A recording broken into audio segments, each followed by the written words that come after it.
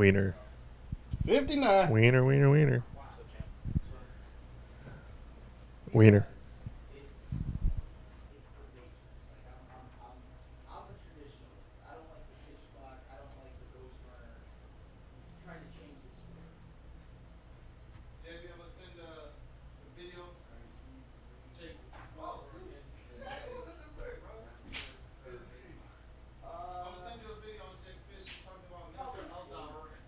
Okay.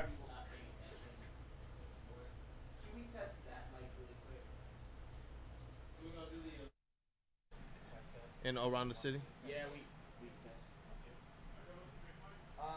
both actually. Oh, yeah. Hello, I am.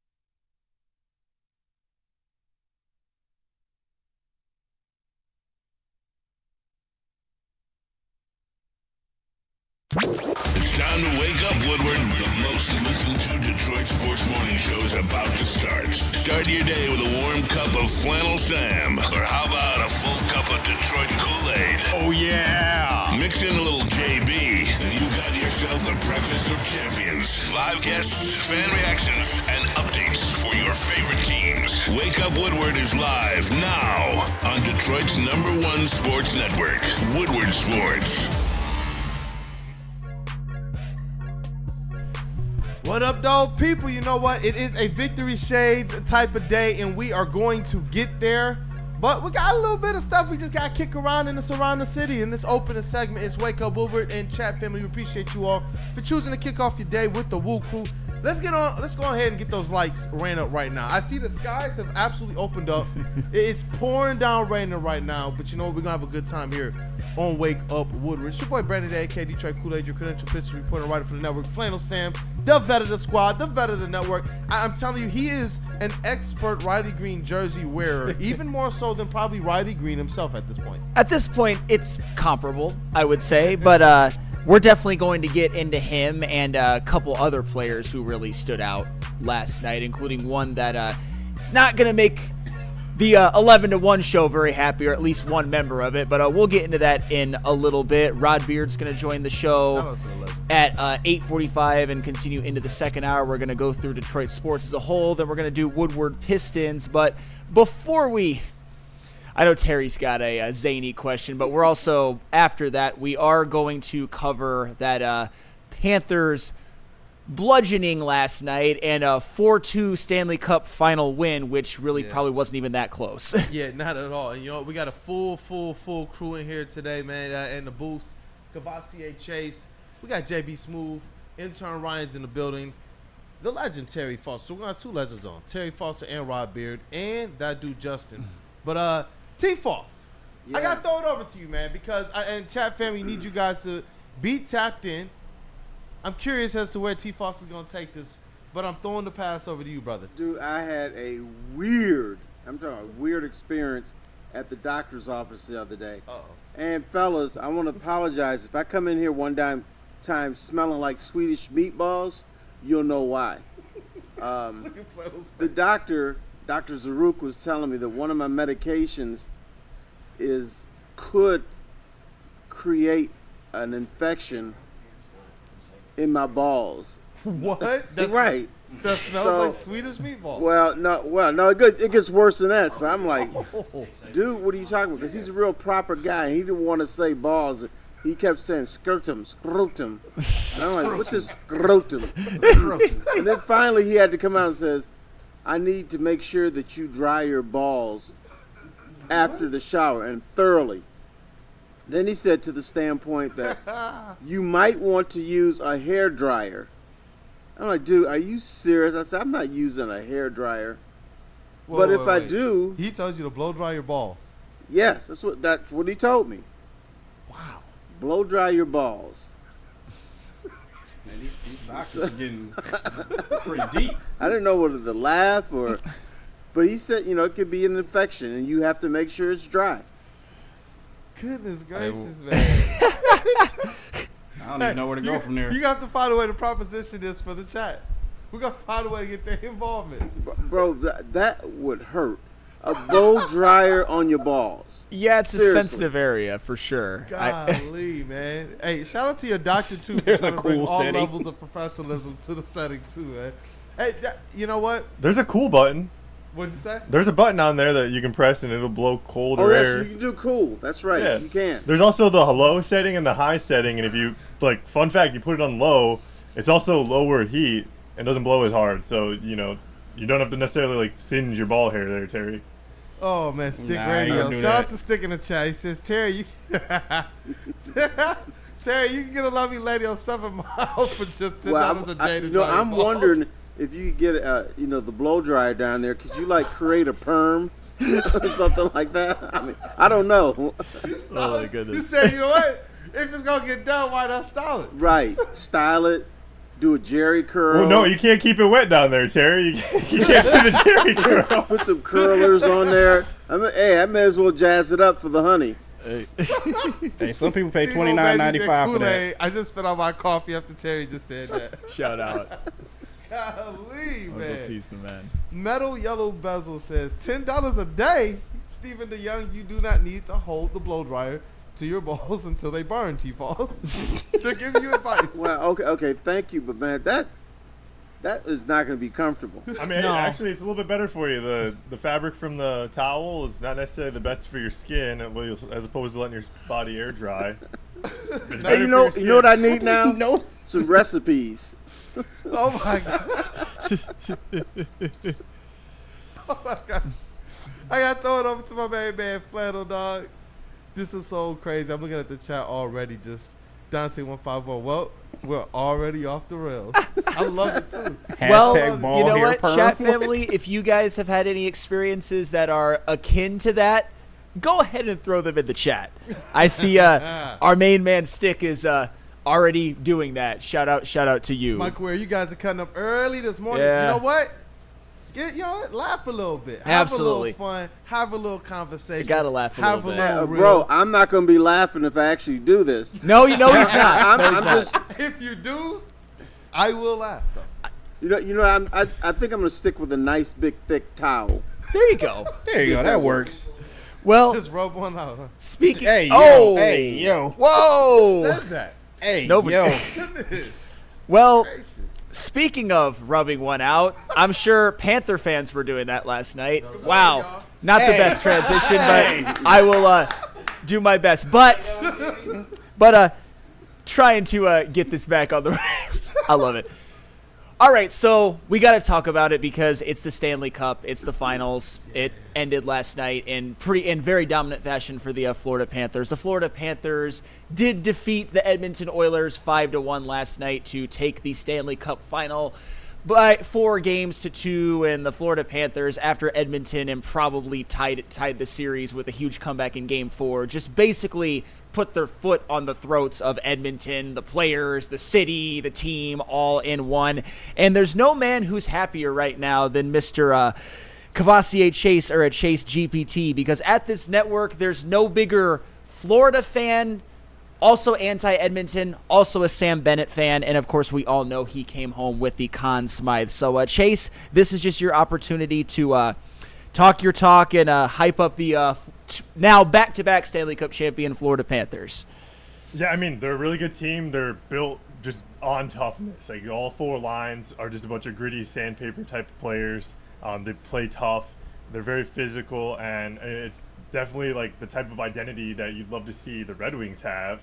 I mean, I think they play such a such a tough physical brand of hockey that's like exactly what I love to watch, because not only is it the toughness in this, and the physicality, but they also have a lot of skill and speed in their game too. So I mean, really fun. I had a feeling Florida was going to go back to back. Neil was pumping up his Maple Leafs all postseason, and I kept telling him like they're not getting by Florida. And we even made a bet because he was trying to pump up his boy Connor McDavid again, and the whole NHL like that. I can't stand Edmonton just because of the way that like the NHL just tries to gift wrap everything to them. They got like 3 number 1 picks in a row right after they lost the Stanley Cup final to the Hurricanes, and they still can't get the job done. They suck. They could barely make the playoffs. Couldn't get out of the first round. They had to gift wrap them easy matchups with the Kings, and then get fed the scraps of a second round dogfight between other teams in the other side of the bracket. I mean, I can't stand them. I love seeing them lose, and just fuck them. Yeah, I mean, so that's why. Yeah, so it's fun. I love seeing the misery, and like there's very few teams I hate like in sports as much as I hate the Edmonton Oilers, and so yeah, very cool to see Sam Bennett won the Conn Smythe. Like he's a free agent. I'd like to see if we poached anybody from Florida, I'd like to see Aaron Ekblad the most, but I know we've talked about that a little bit off air, but we'll see what happens, and very excited. I have I have a coffee from Neil that he owes me, and I told him yesterday I'd cashing that in for a chocolate chip, and yes, I want that warmed up, Neil. Maybe I'm looking at this the wrong way. I don't think Florida is that talented, but man, these dudes are ball busters. Yeah. I mean, they just get in you and mess you up, muck up games. They can do whatever they want to do, and then they can just pick it up, and kill it. They're killers, man. They are just what's the snake that just like kills you by suffocating you, by squeezing you? Oh, constrictors. Boa constrictor. Yes. That's what the Florida Panthers are. Pythons do that. It's a type of snake. But yeah, I they're mean, constrictors. Before I hand it over to Justin, because I know he let me know before the segment that he was going to have a take that might make me a little bit mad. It's just, think about this. Think about just in the middle of the season for the Florida Panthers. If you would have told me that Sam Bennett would have 15 goals in the playoffs and that they would add Brad Marchand and he would probably play the best playoffs of his career and have 6 Stanley Cup goals, not a point per game, but a goal per game, plus Verhaeghe, plus Tkachuk, plus Barkov, plus Reinhart, all basically being point per game in the playoffs, along with Bobrovsky being his usual stout self, Aaron Ekblad being an absolute killer, Seth Jones getting out of Blackhawk hell and going to Panther heaven and thriving.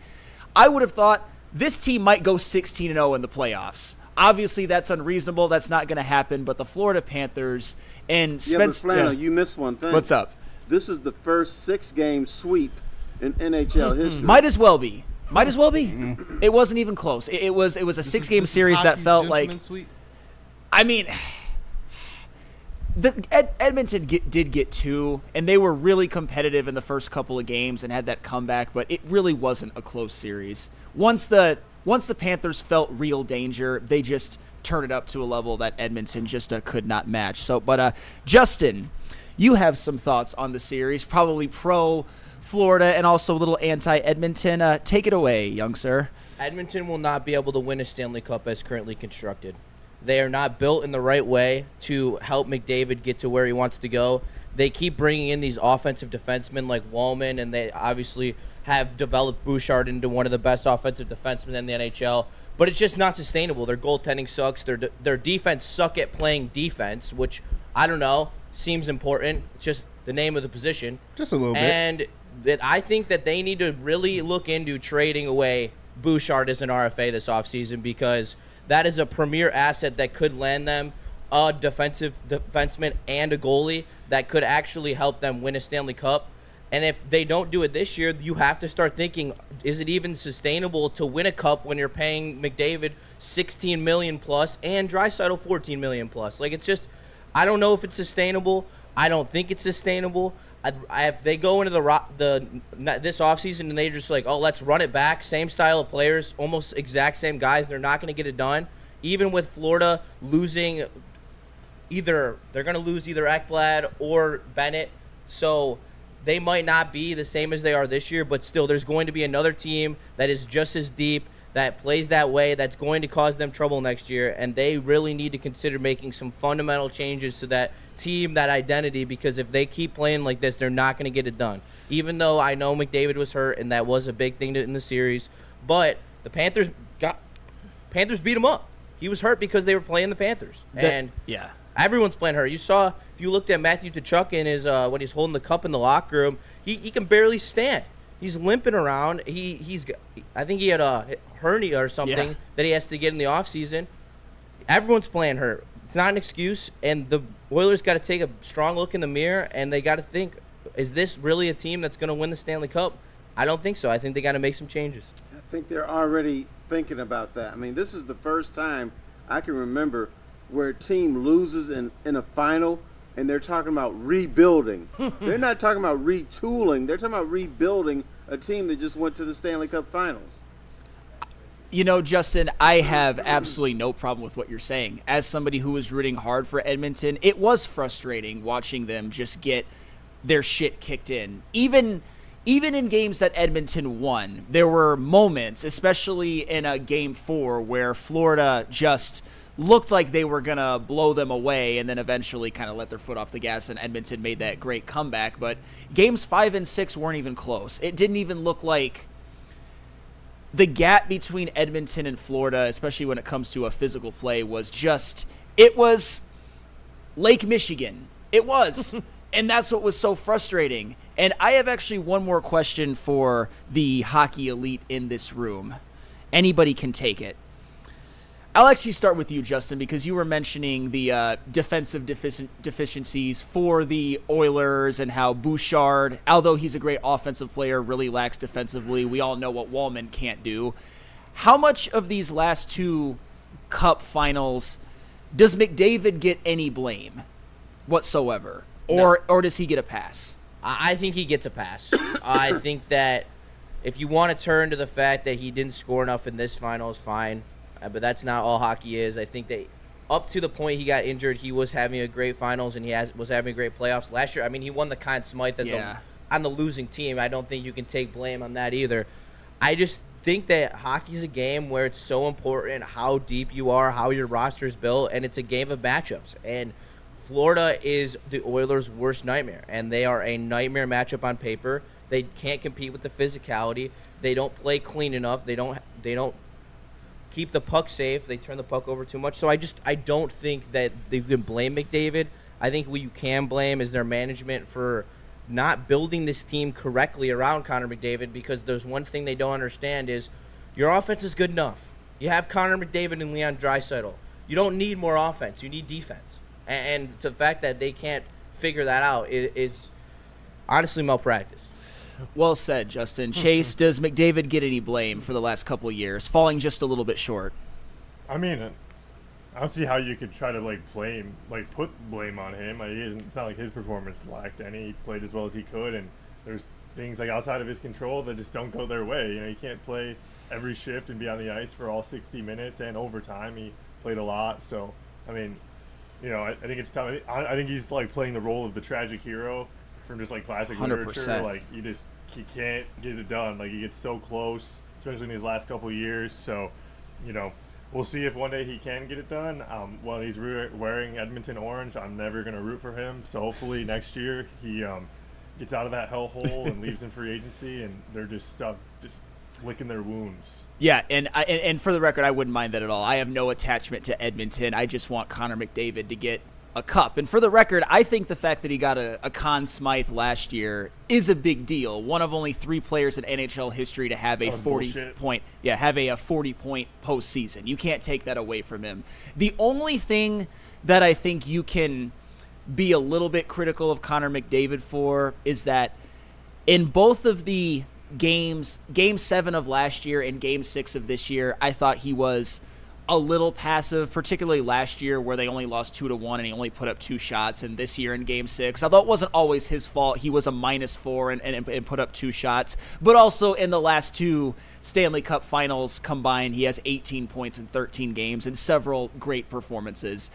It's just it's unfortunate. I would agree with both of you that it's more about what's around him and what Florida does to Edmonton than it is to a Connor McDavid, because I think he's quickly becoming the greatest American team sport athlete to not win a championship. I still would put Barry Bonds ahead of him for now, but the fact that Connor McDavid actually has like his sports version of a finals MVP, which is the Conn Smythe, that's pretty telling of how Connor McDavid is thought, because he deserved the Conn Smythe last year. Nobody on Florida really separated themselves. And this year, of course, Connor McDavid's postseason wasn't quite as good. And, of course, Sam Bennett did something historic. It's just, I do feel for Connor McDavid big time. And I do – oh, go ahead, Justin. One more thing. And if you really watch, like, a lot of Florida's goals, you'll realize how bad the defense is for the Oilers, how many turnovers that Bouchard or Wallman had that led to direct high-quality scoring chances. And when you look at the other side and you look at Florida, there's just not that – like, that just doesn't happen. Florida is so good with the puck. They're so good at choking you out. And when they do get a chance to have the puck and get the puck out of the zone, they do, and they get it out every time. That's what a really good team does, and that's why Florida won this championship. Absolutely. That first turnover that really set the tone, that Bouchard turnover that led to a Reinhart easy goal, was just egregious. And from that moment, it's like, all right, it's over. Florida's going to ambush them, and that's exactly what they did. You guys already know, after what you saw last night and the aspirations that we have for the Detroit Red Wings, how are you feeling about them? Because we're going to get to the Woodward Pistons segment. We're going to talk about how we're feeling about the Pistons as this playoffs, this NBA playoffs and finals has played out. Because they're pretty close to some of these teams that we've seen, including the Pacers now, playing for a title. But I got to ask you guys, your perspective and your outlook for the Red Wings after seeing this finals. I'll tell you what, they are an entire planet away from Florida. Damn. In terms of the way that they play, and in terms of top-end talent, they're an entire planet away from Edmonton. Hopefully, and we're going to talk about this more on Woodward Wings, and hopefully throughout the offseason on this show, maybe they can poach one of those Florida players, like bring Aaron Ekblad home. I want that more now than ever. You got 2 cups, man. You got 2 cups. You don't need to prove anything else. Go back and look at it. I know you guys talked about that on Woodward Wings as well. And I know Chase would come in here really excited if the Red Wings got a Sam Bennett, which the more I watched him this postseason, the more overpaying from him doesn't seem so bad. I was against it before. Now I'm like, maybe you got to do it. I don't know. Man, it's the Red Wings. They're not close. There's pretty strong rumors that Bennett's going to go back to Florida. That's where he's. And I said this on Woodward Wings, and it might have even been this show. Either way, is that Sam Bennett, if he goes back to Florida and keeps playing the role that he is now, he could end up being the greatest role player in NHL history. Not one of, the greatest. If they win a couple more cups, I mean, he has a Conn Smythe, for crying out loud. And T. Foss, you called this. You called the Lions when it was time to get going. You said it 2-3 years ago, about 4 years ago. The Lions are serious. They're ready. Take them serious. They're going to make the playoffs. They're going to win the division. And everybody thought you were wilding. I thought you were trolling on the show. We were hosting and filling in for the heavies. I don't troll. And deliberately. And you were like, no, bro, I'm really serious. They're doing things differently. I've seen this organization up close personal. You called it with the Pistons. You called it with the Tigers. Where are you at with these Red Wings? I've seen these guys because I'm telling you, they've been up and down with the team as it relates to letting their passion show. The Red Wings have been seemingly right there the last 2 years. And there's a lot of people in the city who are starting to get a little antsy. You got to think there's a lot of people who should be antsy. Championship hockey as is lineage. You know, here's the way I look at the Red Wings. Steve Yzerman has no urgency. He has no pressure. He has no deadline. Because he's Steve Yzerman. I can do whatever I want on my timeline. I think he can do more. I think he should get involved in free agent. He needs to make this team tougher. And if you want to emulate what we saw the last couple weeks in the Stanley Cup Finals, toughness means more in the playoffs than during the regular season. The Wings not only are they not physically tough, man, they fall apart. You know, something bad happens, and they're done for a couple weeks. So now you need to get that physical and mental toughness. And we were talking about rats. Maybe it's time to bring some rats in here. Hey, But I don't have confidence in them from this standpoint. Yes, they could make the playoffs next year. So what? And then you get your ass kicked in the first round? probably at this point. Probably. I can't disagree with anything T-Foss is saying. This is a big off season for him. It's a big off season. You can't continue to stay stagnant, and unfortunately, for whatever reason, you can pretty much set your watch to, at least the past 3 years, a regression that completely tanks their season. Or not even a regression, just like a terrible, terrible stretch of play around the trade deadline that has tanked their last 3 seasons. So I can't disagree with anything Maybe T-Foss make a move says. at the trade deadline. I don't know. Maybe If we don't want to fall apart in the second half. Hopefully- No, sign we're some not gonna players do that. that aren't a bunch you- of fun if dinosaurs. you don't Not have gonna do pressure that. on you, you don't have the urgency to do that. I understand. Well, pressure comes from a couple ways, and the one way it's not coming is from above, and that's the only person he's actually going to listen to. So I don't know what you want us to do, Terry. You can bitch about it. You know what he's going to say? Shut up. Exactly. So what? We're gonna do our part though, and hopefully the fact that the Red Wings actually didn't have that linear point progression gives them urgency to have a more effective off season. But go ahead, Chase. I mean, the fact that like some people are just now realizing how far away this team really is from not only like getting in the playoffs, but like competing and being competitive for a chance to make a run in the playoffs. Like, there's no way in hell Steve Yzerman is just now realizing this as well. And so like the lack of like urgency and pressure, I think, is just him not forcing any hands, and there isn't like a one trick like you need to tear down the drywall and just put in a whole new wall. Like, you can't just patch up all these holes and issues. So that's what's going on, and like there's not like this one fix. It's going to be this tough, arduous process, and we're already been in it for 6 years almost, and it sucks. But it's going to be a little bit longer, and it's going to continue to suck. But eventually, like, he's going to flip this house. Gromit says playoffs or fire Stevie. Is that where some of these fans are at? That's and you know what? I'm not gonna jump down people's throat for that. If you feel that way, fine. If you feel that way, fine. Weezy D313 Wings fans have been waiting for the playoff experience part where we get clapped in the first round. Everybody's so antsy to get to the playoff experience rolling. I still would like to see it though. You gotta see it at the very least, but it's crazy because I'm telling you, the belief that I heard T-Fall speak about with our other 3 teams, you've covered all these teams for a long time. You've seen the perspectives, you've seen the shifts. For him to be like, yeah, they'll make the playoffs, but yeah. Like all the other 3 teams, it was about the belief in the foundation they were building. And that was even with the Pistons coming off of historical crap, bro. So that's what, to me as a fan who much more casual today than I used to be back in the day, I still want to see this team get there. But I do. Part of me wonders, is that even enough? I feel like you have to. With 6 years, with the waiting, with fans at least wanting some type of payoff, I feel like you at least got to get there. Well, this is, and I think we're all in agreement on this, and Chase really kind of rode that home, is that when it comes, like, would anybody be shocked if the Lions win the Super Bowl this year? Would anybody be shocked if the Tigers win the World Series this year? No. Would anybody be shocked if the Pistons make one move and it makes them Eastern Conference contenders at least? Not at all. With the Red Wings, there's no pathway to them being like contenders within the next couple of years. Right. So, and hockey's a different sport. There is in the next couple of years. You got to be okay. All right. Talk to me, Justin. Just like, real quick. I understand if you want to say that next year they're not going to be ready, because there's a good chance they're not, and they should be just trying to make the playoffs next year. But the year after, if you already have a playoff team infrastructure and your team is as young as the Red Wings will be, there should be a move that you can make in not this offseason, but the next offseason that should be able to elevate you.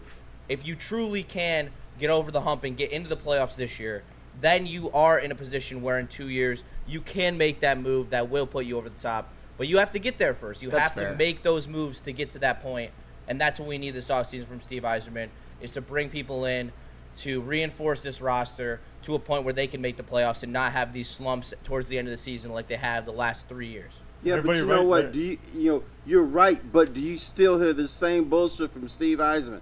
I'm going to do it the right way. I'm not going to cut corners. We're just going to do this methodically. Look, you got the Eisenman supporters in the chat. Kiazi. Okay, well, if we fire Stevie, I want some people, those same people, to say or tell me who should we pick up instead of Stevie. Exactly. Hoof-hearted says this. Anyone that says playoffs are bust for Stevie simply doesn't know hockey and is putting other sports expectations and timelines on a hockey team, which isn't how it works in the NHL at all. Gromit, it's deeper than Stevie, but he's a sacrifice. Playoffs are bust. So he doesn't necessarily believe that it is a Stevie issue, but he does believe that ultimately Stevie might pay the piper. But you got some people in here who are supportive of the timeline, of the work, and of Stevie Y. I would ask this person this question. When's the last time the Wings made the playoffs? So it is playoff or bust. Long time. Go ahead, Chase. I say 2014. I agree with what Justin was talking about as far as like being competitive in this next season. I think this whole focus on the next season should be shoring up the defense, controlling the things you can control, and not creating mistakes in your own end and giving up easy opportunities to teams that put yourself in holes early in games or late that let teams come back. And then once you have a bit more of a foundation built on defense, then in the 2026 free agency class, when instead of lighting money on fire and overpaying Mitch Marner this offseason, I think making some smart sandpaper type moves this year, just finding some gritty guys. Like I said, I would be cool with Aaron Ekblad, and then maybe a bottom six forward. I know we have quite a few of those, but a middle six forward maybe instead, just to shore up that second and third line. Someone who's a little bit more reliable than Comfer and Kopp have been, at least health-wise, over the last couple of seasons. And then looking at the stars, more or less to become available in 2026, that's where you should be targeting, trying to find somebody who would have been like McKinnon, McDavid. Off the top of my head, those are two of the bigger names. McDavid's available. McCarr's available. Yeah. But there are a plethora of superstars that are available. A lot of people are going to be in the coming off the books in 2027 2026, and that's where you should be honestly looking to add some serious talent to this team. If you're not able to draft somebody or make a trade for somebody, you can possibly sign somebody to a big contract in 2026. I do think there has to be a move for a top six forward, though. There is no reason that you should be going into this next season with someone like Soderblom playing on your first line with Larkin and Raymond. You need someone to fill that role. Whether it doesn't even have to be a top-of-the-line guy, but you need someone who can go in there and can produce 60 to 80 points on that first line. And then you're right, Chase. You need a D and possibly a goalie. Yeah. You are probably 4 to 5 players away from being that's why I close say to middle contending. six. Because wouldn't you expect? I don't think people are going to expect Casper to take that bump up to the first line, and then if you just have somebody to supplement where he was in the middle, more or less in the second and third line. I think that kind of gets you close to where you want to be, more or less. Obviously, if you can get another top six forward, that'd be better. But I don't think it's something you have to, like I said, go overpay for or make. I don't think you have to overpay for it. I think there's plenty of budget options that are out there that are for good prices for low contracts. There's the Penguins who have Rakell and Rust, two guys who are almost a point per game who are going to cost you nothing to get. So I think that there's a lot of options out there to bring in a top line forward. It's going to be doing it in the Steve Yzerman way, which is going to be finding a way that is low risk, low term, and probably an older veteran that some team's trying to get rid of, like a Rust or Rakell. It's going to be interesting, and I think we can all agree that to whatever plan, Chase mentioned Aaron Ekblad. We've all been high on Aaron Ekblad. Aaron Ekblad alone would do wonders. Not enough. I'd still like more, but I think Aaron Ekblad alone could maybe propel this team into the playoffs and greatly help the PK. But a team that doesn't need as much help as the Red Wings right now, but could probably use a little bit at the deadline, Detroit Tigers got back on track a bit. And we're going to dusting off my victory shades. Absolutely got to throw those on. We got to break down game one of the series against the Pittsburgh Pirates. But first, JB Smoove, tell us about Mad Packs. I gotcha. We can double up if we need to. Yeah, we'll definitely have to. So I'll tell them about Mad Packs, and then Flannel, you can tell them about Les Stanford. But Chase here to talk to you about Mad Packs. Mad Packs is the hottest new cannabis brand, and they have partnered with us here at Woodward Sports as they've already launched their new products that started on May 30th. They're available at select retailers near you right now. They got the high-low, getting you high for the low, delivering top-tier quality at unbeatable prices. And I hope you're ready for this. That boom shakalaka, boom shakalaka is the new live resin infused tarantula. This one is the bomb. Blizzard packs, THCA boom rocks that hit like a blizzard. Stay tuned with us here at Woodward Sports for more updates and more details soon. But Flannel, why don't you tell them about one Les Stanford? Absolutely. Les Stanford Buick and GMC has great offers for everyone. Get a 2025 Envision Preferred AWD for only $259 per month, or try out the 2025 Sierra Double Cab Elevation for only $169 per month. Don't forget about the 2025 Hummer EV SUV for only $699 per month. Get to Les Stanford today and check out their massive inventory. Les Stanford Buick and GMC, lesstanford.com.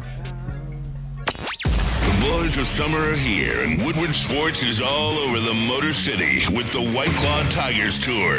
Come party with Woodward Sports, watch the Tigers, and sip on some White Claw all summer long. The best bars, big giveaways, live events, and a party that only Woodward Sports can throw. Ain't no party like a Woodward Sports party. Join us Friday, June 29th at the Old Miami in Detroit for the White Claw Tigers Tour, brought to you by White Claw, Easttown, and Ven Johnson.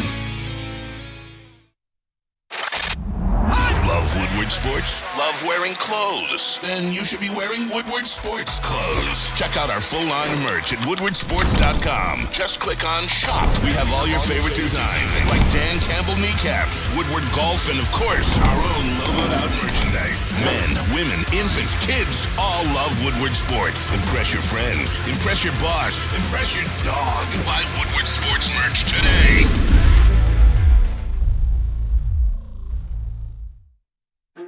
Why do we fight?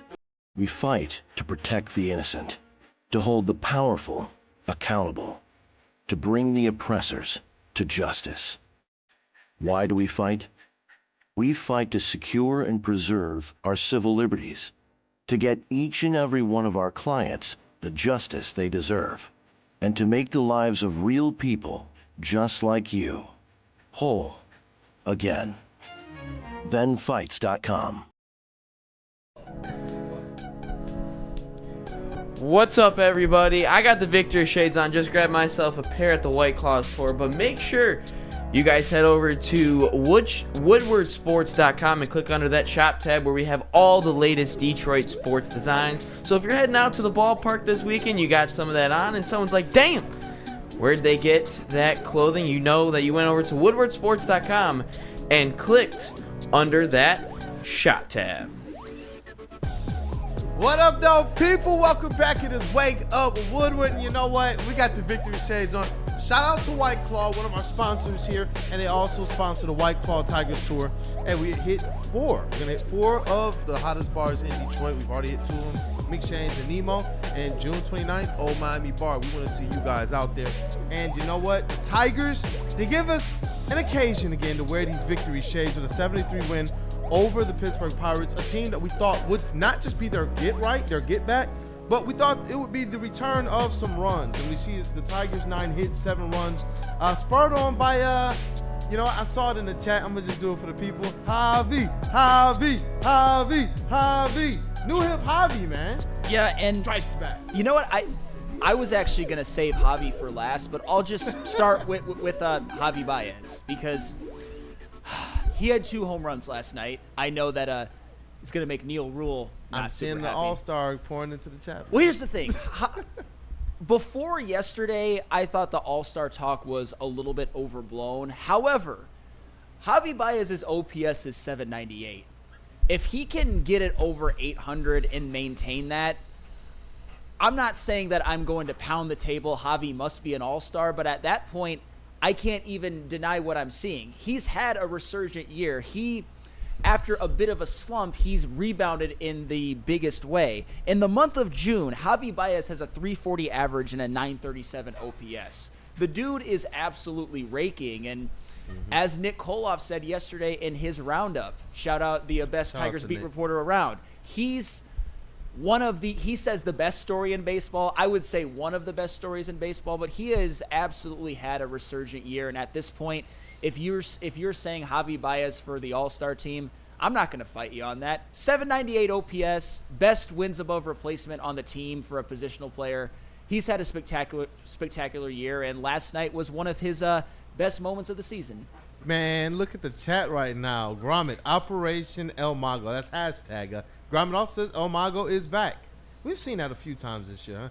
Huh? Greg, Javi is 5th in All-Star voting, playing in the outfield. Xavier D, Javi equals All-Star.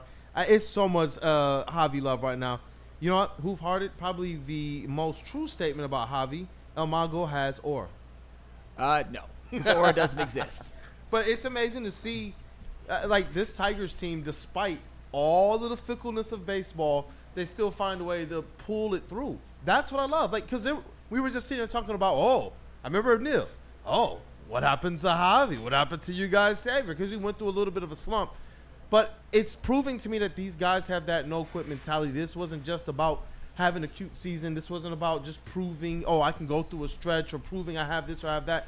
Javi looks like to me a guy who not only is performing at almost or at an all-star level, but he's a guy who's willing to do everything that the team is asking him to do. No matter the position, and no matter where they put him in the batting lineup, this guy's continued to keep himself ready, and we know how fickle baseball is. He's continued to be somebody consistent. You go through those ups and downs in baseball. You go through some of those times where you see some of those slumps. But for this guy to still be one of those bats in the lineup, I think that's impressive for a Tigers team that's still controlling their destiny as it relates to the best team in baseball, best team in the AL, best team in the Central. Absolutely. I mean, and while the Mets and the Yankees are slumping, you just hate to see it.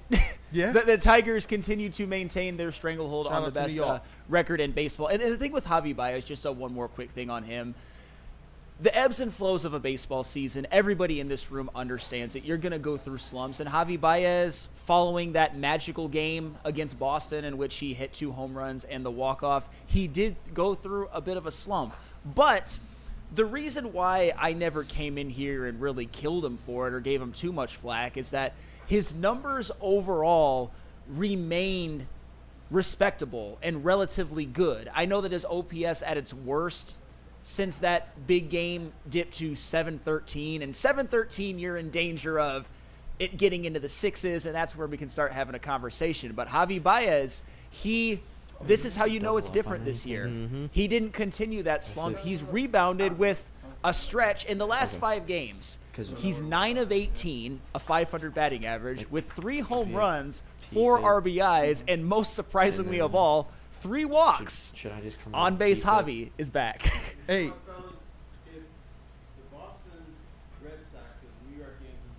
So So we'll go out with Pete Finn and then come back. Okay. All-stars.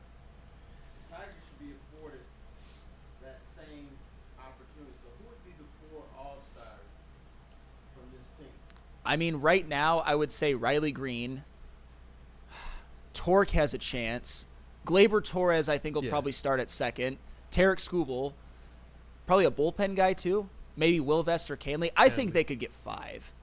I know that we predicted aggressively as a crew that this team had a great shot to get 6 All-Stars. I mean, Javi, if he maintains it, he could be in 2. And they're going to have an opportunity to get it done. That's what's incredible about this team right now. Even the guys that we know are worthy that might not make the team, they're still going to be players that we know are going to have this huge impact going forward in this season. That's what I love about guys like a Dylan Dingler. And I know, he might be one of those guys who is on the fence, on the line as well, but we already know who he is to the Detroit Tigers. And that, to me, is what ultimately matters. I want to see all of our guys as Detroit Kool-Aid get everything that they deserve, but also understand the politics of all-star games and the politics of baseball. For the Tigers to have as many representation as it seems like they're going to skate into, going up from 2 last year to probably a surefire 4. Like, at this point, can we say it's a guarantee 4 Tigers should make the All-Star game? I would say if they maintain their level of play, yeah. I think it's pretty much a guarantee of 4. Peak at 6? Yeah. I mean, here's the thing. I think Riley Green is close to a shoo-in, barring a prolonged slump, because there's still some time before the All-Star break. Anything can happen. I think Javi Baez will have to maintain this hot stretch. Maybe not be as hot as he's been the last 5 games, but he can't slump or else he won't make it. I think the same goes for Torque. Torque's numbers are fantastic. He has an 835 OPS. He's near the top in a bunch of stats like home runs and RBIs when it comes to AL first baseman. But he can't have a prolonged slump. That's pretty much, I think, how it goes with almost any Tiger positional player. I think Gleyber Torres is pretty safe because second base is kind of weak in the AL. The second closest is Jackson Holliday, and even though Jackson Holliday is finally starting to actualize that potential, the Baltimore Orioles, although they've been playing better lately, are still pretty darn irrelevant. If I'm just crystal ball flannel, I think the Tigers will ultimately get 5. That's my prediction right now is 5. I like that. I think it will be appropriate for this Detroit Tigers team. And hopefully it's something that spurs this team on the rest of the season. I know that there's been some weird mojo around all-star breaks for some teams, including the Tigers in the past. But I believe that this is a team that's proven to be largely nothing has been able to slow them down. Not slumps, not to some of their star players, their hitters, their pitchers, not the bullpen kind of going through it. We've been able to sit back and criticize parts of this team while they've still been the best record in baseball. And we can see it, and I think that sometimes we might overreact a little bit because we saw how last year went, and we see how close this team is now. It's not just us here conjecturing that this team could have 3, 4, 5, maybe 6 all-star players. It's not us just conjecturing that they probably have more guys that are putting up that type of effort who probably won't make it. It's not just us who's sitting here saying that this team is a World Series squad this year and for the future, and that they're going to aggressively attack the trade deadline. This is Scott Harris saying this stuff. This is the organization stating we are a World Series organization. From the owner down, no matter what people laughed at, no matter what people believed last year, Illich stood up there and said, we're a playoff team. We know we have what we need. And if not, we will get it right. As they approach the trade deadline, they stated, we know what we got to do to effectively get the players in here to make this run. And at the time, it did not seem like possible or plausible. It literally took a best team in baseball run for the Tigers to make the playoffs after that trade deadline. But now you hear this team continuing to back up the vibrato and talk big. And that, to me, is, I think, way more than comforting. It gets me beyond fired up when your organization is not just stating what the goal is, they're stating what their team is. We are a World Series contender. And I love it. Yeah. Here's the thing you got to look out for. Do they actually do something? If this team does not trade for a bat or trade for a bullpen arm, they're not going to go to the World Series. Ooh. They will not go. But if they want to be serious about this, then you do something. I want to hear what Fana said. Let's take a quick one. Let's say what up to some friends. All right. And let's get back. Is that, I know we're all happy about All-Star break, but that also means trade deadline is right around the corner. And that means that's probably going to be, that's the most pivotal question right there. I believe, personally, on the other side of where you are, that this team does have enough. You believe that they don't. I want to hear what Fana has to say when we get back. But what friends we got to say what up, though, to? Is it Planet Fitness and massage chair? Absolutely. Fitness that fits your budget. No matter where you are, there's a Planet Fitness close by. There are more than 50 in Metro Detroit and thousands more throughout the world. At Planet Fitness, you'll experience a squeaky clean gym that has tons of equipment, fairly knowledgeable staff, and a totally judgment-free atmosphere. Did you know that all Planet Fitness memberships include fitness training for no extra cost? Want all the perks? Upgrade to the PF Black Card and enjoy use of amenities such as a limited use of the Black Card Spa featuring hydro massage, massage chairs, and total body enhancement, and more, along with access to over 2,500 locations worldwide and unlimited guest privileges. For more information or to join today, visit your local Planet Fitness or planetfitness.com.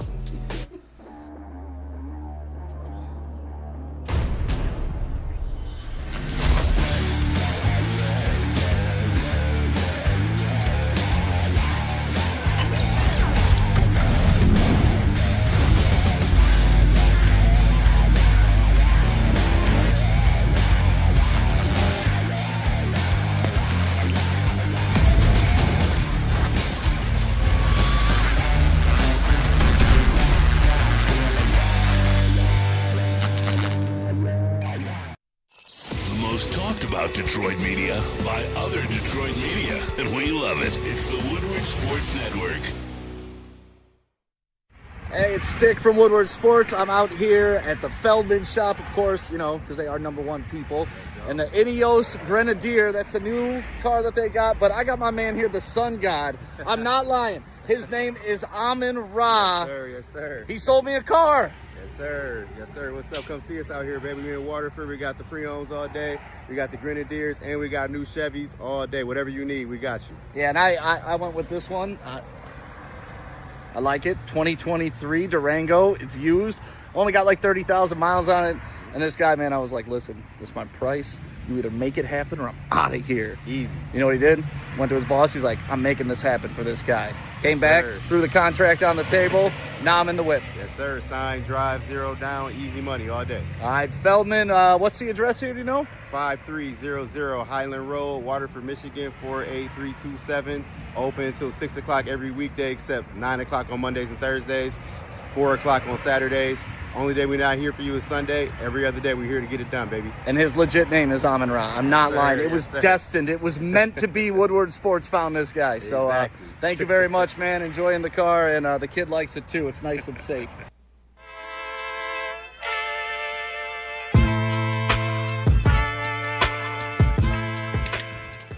Hey, Tony, what's up, bro? Same circus, different clowns. For sure. You want the usual, the big zip? You know me too well.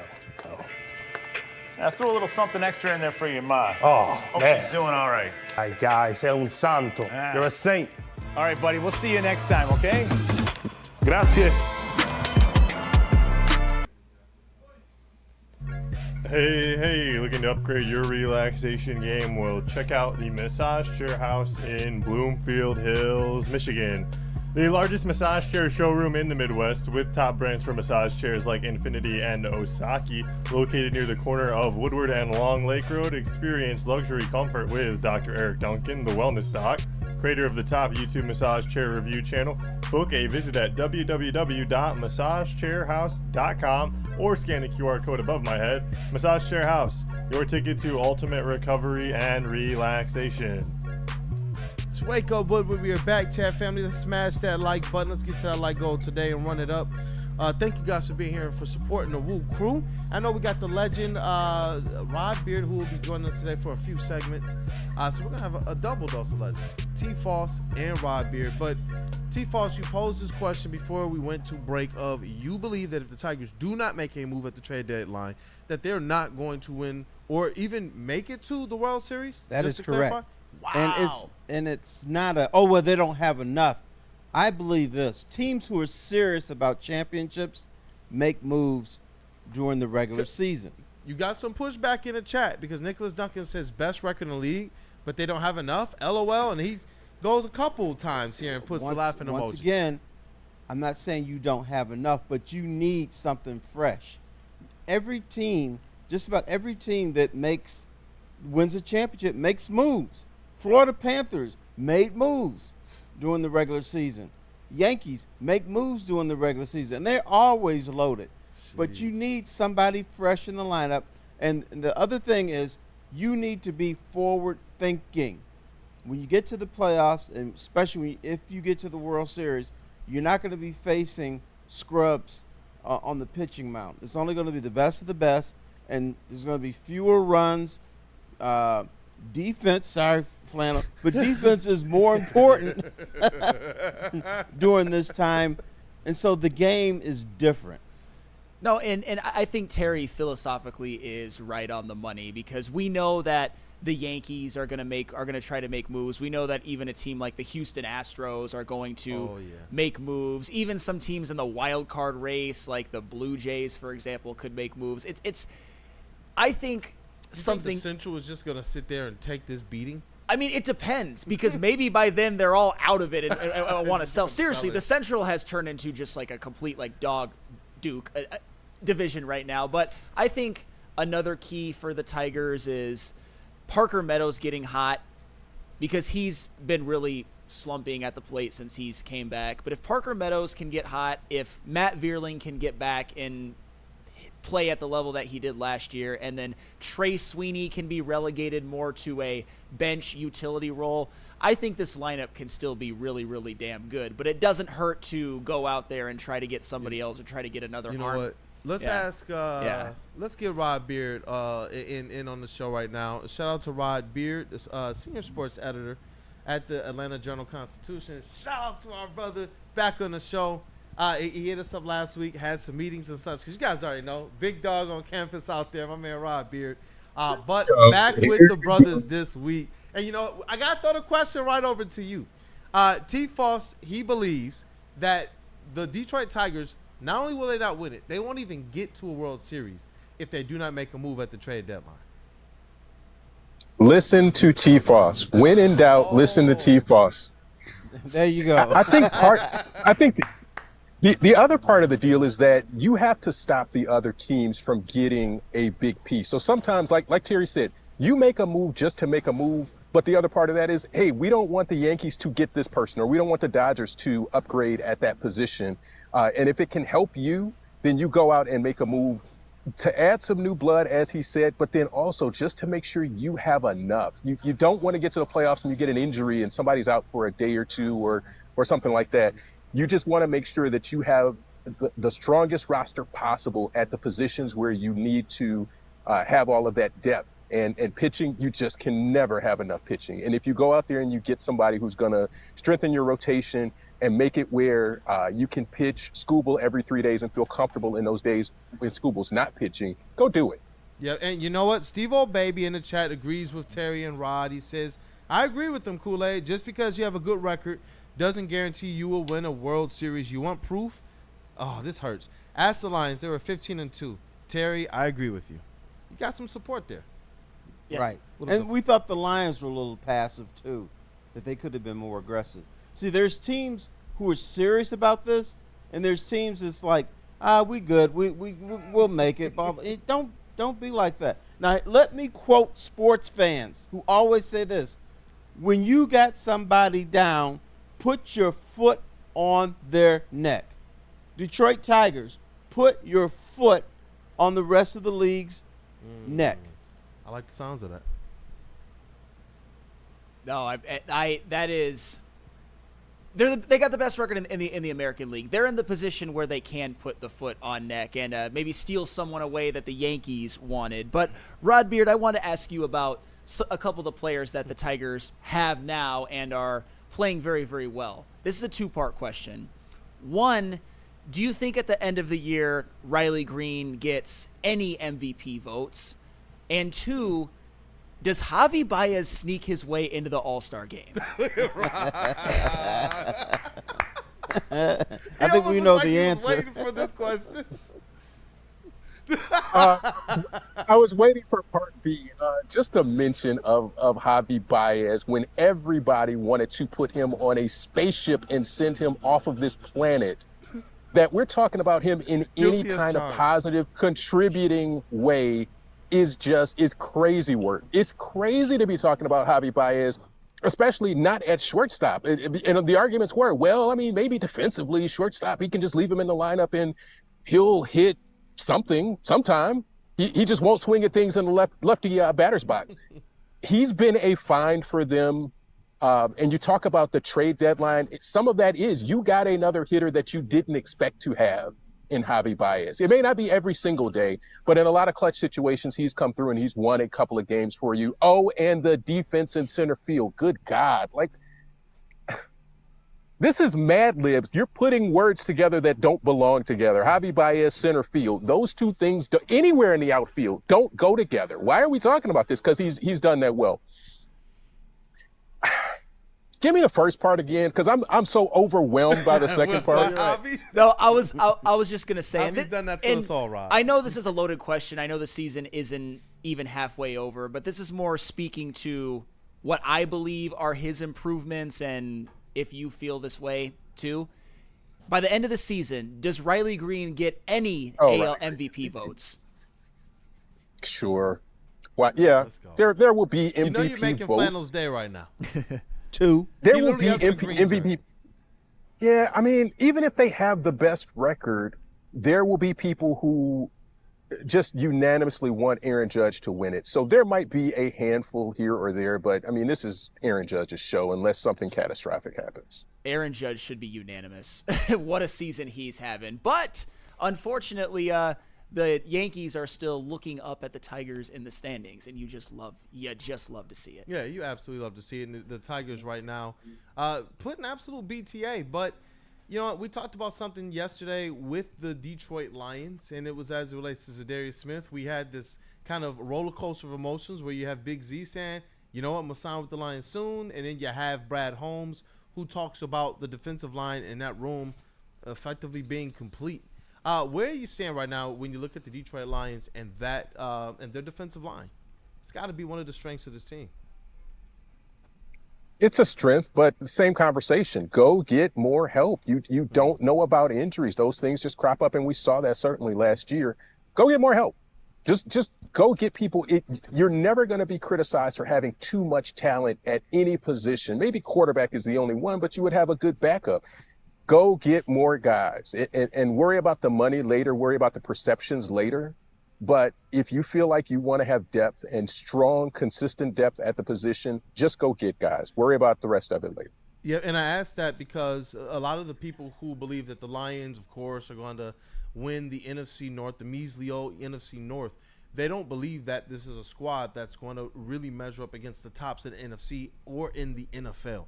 And they mentioned things like taking a step back on the defensive line, offensive line potentially. They mentioned things like taking a step back as it relates to having two new coordinators.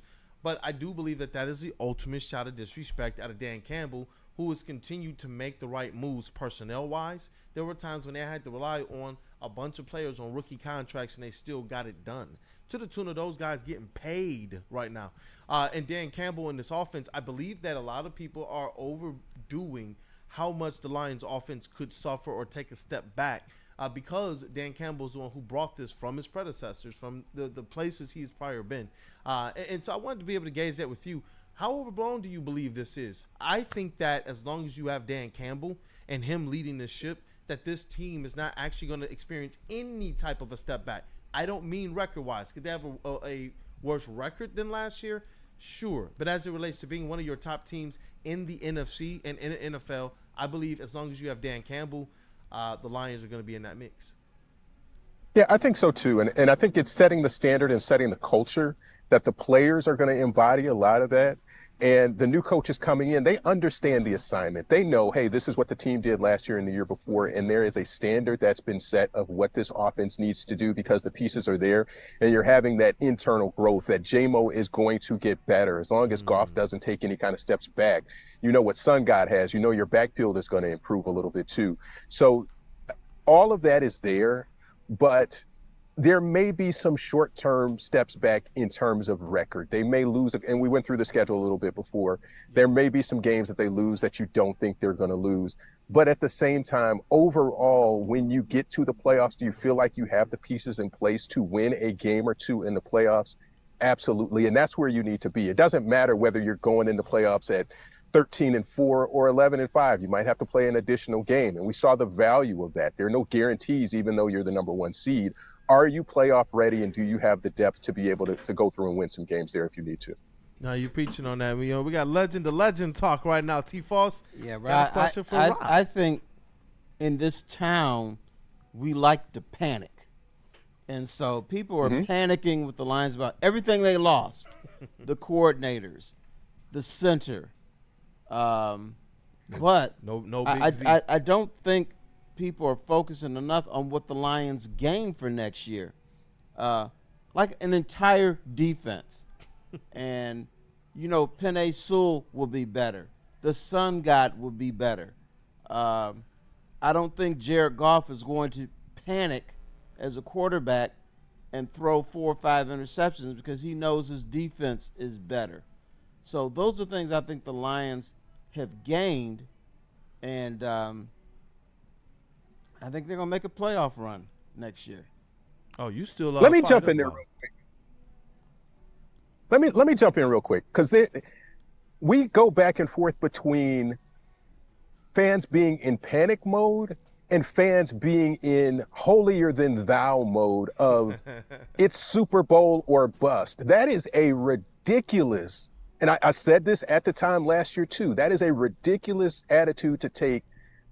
Even if you make the NFC Championship, that it's still the Chiefs, it's still the Eagles. Until you really beat one of those teams, then you haven't really made that point, that step where you can say it's Super Bowl or bust. I mean, I like the fan base to be in panic mode because you can dismiss some of the ridiculous stuff that they say, but to be in the arrogant sort of, we're in championship mode and it's Super Bowl or bust. I've never liked that because you have to win a Super Bowl before you get to that Super Bowl or bust mentality. Crazy Clown says, Rod, I agree. Kiazi says Detroit sports fans are always panicking.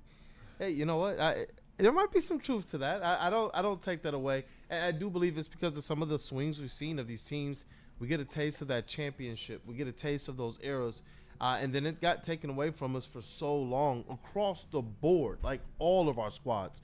Now all of a sudden it's being injected back all at once. We used to joke about this stuff like, oh, all 4 sports teams are on Woodward. Wouldn't it be awesome if they made the playoffs? And then all of a sudden it was like, whoa, all of these teams are starting to make the playoffs, and we got the Red Wings just a whisker away. Hopefully they get this thing done. And I think that mix right there, how fast this thing has gone. They were just yelling, sell the team, bro. Now they're out buying the jerseys and trying to get the season tickets. And I think that mix right there is probably what has people a little bit angsty and a little bit in that panic mode, because think about how long it's been since championships in this city. So I think that there's an era of people who have never seen it, who only hear the stories and want it. And then you got the people who've seen it and you realize, man, we're close. We're close. And I think it sends people into a little bit of that panic. And that's why we've been having a discussion the last couple of years about we got to learn how to be fans of, at one point it was just the Lions we were saying this, of a team with Super Bowl experience, expectations.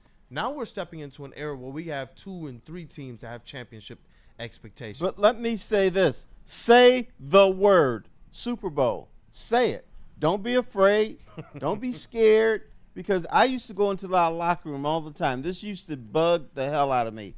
You talk to players and they say, oh, we can win some football games. Everybody can win football games. The Jets can win football games. The Bears can win football games. See, I mean, to me, that's nothing. And the word everyone was always afraid to say with the fan base and in that locker room was Super Bowl or championships. Mm-hmm. Say it. Be loud and proud. We're there now, huh? Yeah. We're there now, Flan. We're there. Yeah, for sure. All right, look, we got another segment with the legend Rod Beard, and because we got to go over, and awesome, because we got our Pistons dignitaries, Rod and T. Falls, who did great jobs covering plethora of sports teams. And a lot of people know what you guys did in the Pistons community, too. And so we got to get back to this free agency, this offseason for them. Draft is right around the corner. Moves already being made. The Magic struck. And we got to talk about where this places the Pistons in the grand scheme of things. And there's some people who believe we should shake up our approach to offseason. So if we can get to it, we got some of you guys' comments. Continue to put the comments in. The comments have been crazy. I think the comments have been up almost like 200% since we've been telling people we're going to be looking at your comments and featuring them here right on the show. So continue to send in what you guys believe should be done. If you think we're idiots, continue to tell us that too.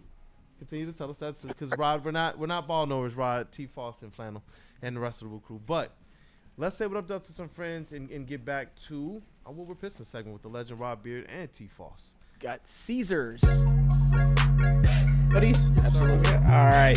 Caesar Sportsbook, the official sportsbook of us here at Woodward Sports. Do yourself a favor, scan that QR code on screen. Use code word Woodward1000. Deposit up to $1,000. But all you have to do is make a $20 bet. And if it doesn't hit, Caesars will throw it right back into your account with no questions asked. Caesar Sportsbook, the official sportsbook of us here at Woodward Sports. Scan that QR code. Use code word Woodward1000 and make some money tonight. Get ready, Detroit, this Monday, June 23rd. We're taking over Buddy's Pizza downtown for National Detroit-Style Pizza Day. Join the Ermanni and Edwards with Maz Show live from 2 to 4 p.m. with Woodward Sports Network. Come down, meet the crew, and celebrate the birthplace of Detroit-Style Pizza. It's the last day to get the 79 special. Their iconic 8-square Wisconsin brick cheese pizza topped with 79 old world pepperoni and Parmesan. Buddy's Pizza in downtown Detroit, June 23rd. Walk into any Lady Jane's Haircuts for Men today. Open 7 days a week. Sit back, relax, and enjoy precision haircut, scalp massage, hot leather neck shave, and hot towel treatment from one of our talented stylists. Step up your game this season and take advantage of our $20 haircut special. Scan the QR code and get your coupon today. Lady Jane's Haircuts for Men, the ultimate haircut experience. Open 7 days a week. Walk-ins always welcome. Lady Jane's Haircuts for Men. It's wicked awesome. Big injuries, big news. Twice a week, Dr. Jeff Pierce from Michigan Sports and Spine joins Woodward Sports Network for the Injury Insider Report. Big D Energy Tuesdays at noon, and Ermanni and Edwards with Maz Thursdays at 3:30. Get expert analysis and in-depth breakdowns on the latest sports injuries from the man trusted by top athletes in the community, like D-Mac.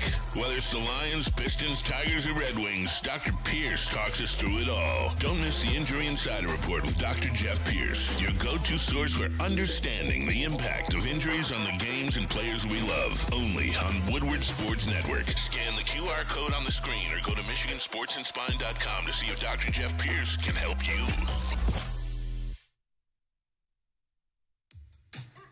How do people feel about getting a Planet Fitness membership for $15 a month? How do they like working out in the clean and spacious gym that's filled with equipment for every workout? And how about free fitness training in the judgment-free zone that leaves them feeling energized all day long? Join Planet Fitness today with the free PF app, online or in club, and start getting that big fitness energy for $15 a month. Detroit has the best sports fans in the world. That's why they deserve the best sports coverage in the world. We are the Woodward Sports Network. Attention sports fans, so I know that's all you good-looking people out there. Don't miss out on expert sports injury insights with Dr. Jeff Pierce of Michigan Sports and Spine. Join Dr. Pierce every Tuesday on Big D Energy, every Thursday on Ermanni Network, so that is tomorrow. He's offering you top-notch injury advice, and he's always giving a rundown and update on rehab and injury news pertaining to our Detroit sports players. So you guys got to trust the guy that D-Mac does, because Dr. Jeff Pierce is in here to keep you in the game and performing at your best. For more information, visit MichiganSportsAndSpine.com or call 248-426-9944. And justice, it just means different things to different people. But whether it's a settlement or a verdict, justice is always worth the fight. If you've got a case, contact the fighters at Vin Johnson Law today and get the justice you deserve. Tough, tenacious trial lawyers. Vin Johnson Law. Hey, and we are back. It is Wake Up Woodward. Appreciate you, chat family, for choosing to kick off today with the Woo crew. And you know what? Let's go ahead and get those lights up, man.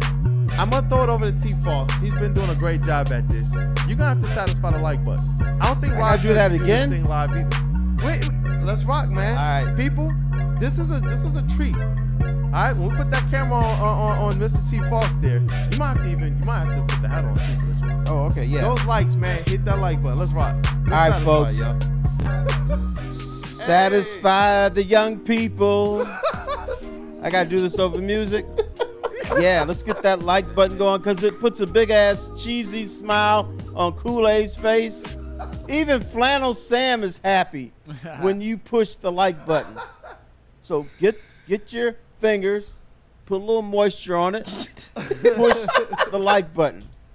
Look, even Flannel is smiling. Oh, yeah. If you can put a smile on his face, I'll do anything for that. That's why you must push the like button, please. Don't do it for me. Do it for the young fellas around here. Shout out to T-Foss, the legend, man. Bro, you guys got Rod Beer cracking up over here. I can see his camera. He's dying.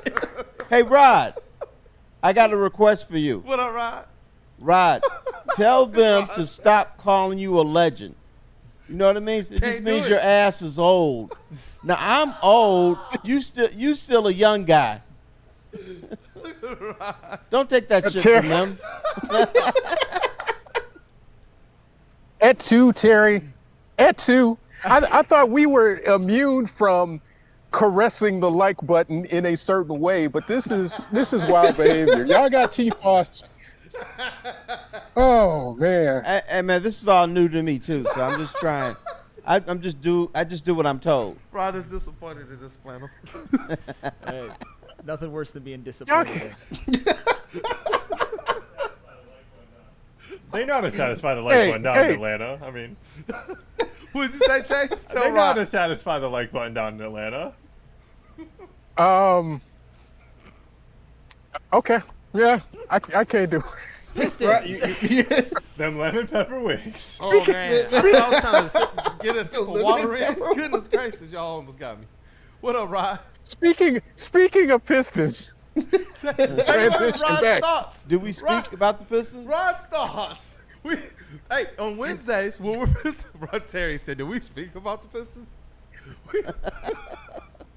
Rod, take it away with Rod's thoughts. Hey, And at least, after I got some at least notes. Rod missed the ball story early today. Oh yeah. Hopefully that's LaMelo Ball and not something different, but okay. It is No, not it's different. LaMelo Ball. I'm sorry. It is not LaMelo Ball. It just couldn't be. People talked about the OKC Thunder years ago like they were a lost franchise, and you make one trade and you get SGA and things change. And it shows that this league is built around stars and future superstars. And I know people, the few people who were talking about trade Cade and get as much draft capital as you can, or even now trade Jaden Ivey and do that. Just be patient. Stuff comes around. But it's also, that's the blueprint for building a championship caliber franchise, is get those draft picks. You're going to be bad for a while, but you can turn that around if you make the right draft picks. You get enough draft capital, and you have a GM who really understands what you're doing. And the Pistons had that. They're going through iterations of trying to get that right now, but it is exactly what you want a championship rebuild to look like, is what the Thunder are doing right now. Man, you talk about two teams who I thought were built to be at where they are right now, in the Pacers and the Thunder. And you're exactly right. The Thunder have been the model of this for some time. And that's what made a lot of people very, very eager and excited about the Troy Weaver experience, which did net us a nice group of young players. But now with Trajan Langdon, we have a GM and a front office team, because I don't want to disrespect the other people that are there, because he has a dog squad up there in that front office, with Blackstone especially. Understanding this cap, it's what made the Schroeder move come to fruition in a way that was basically for free for the Pistons. So I do believe that now they are primed and in a position to move this thing. We've already seen it. 1 year, they've aggressively moved forward. They've done something no other team in the history of the NBA has done, gone from 14 wins to the playoffs. And they were formidable out. They didn't just kind of get there and say, hey, let's have a cute season. We did something no one expected us to do.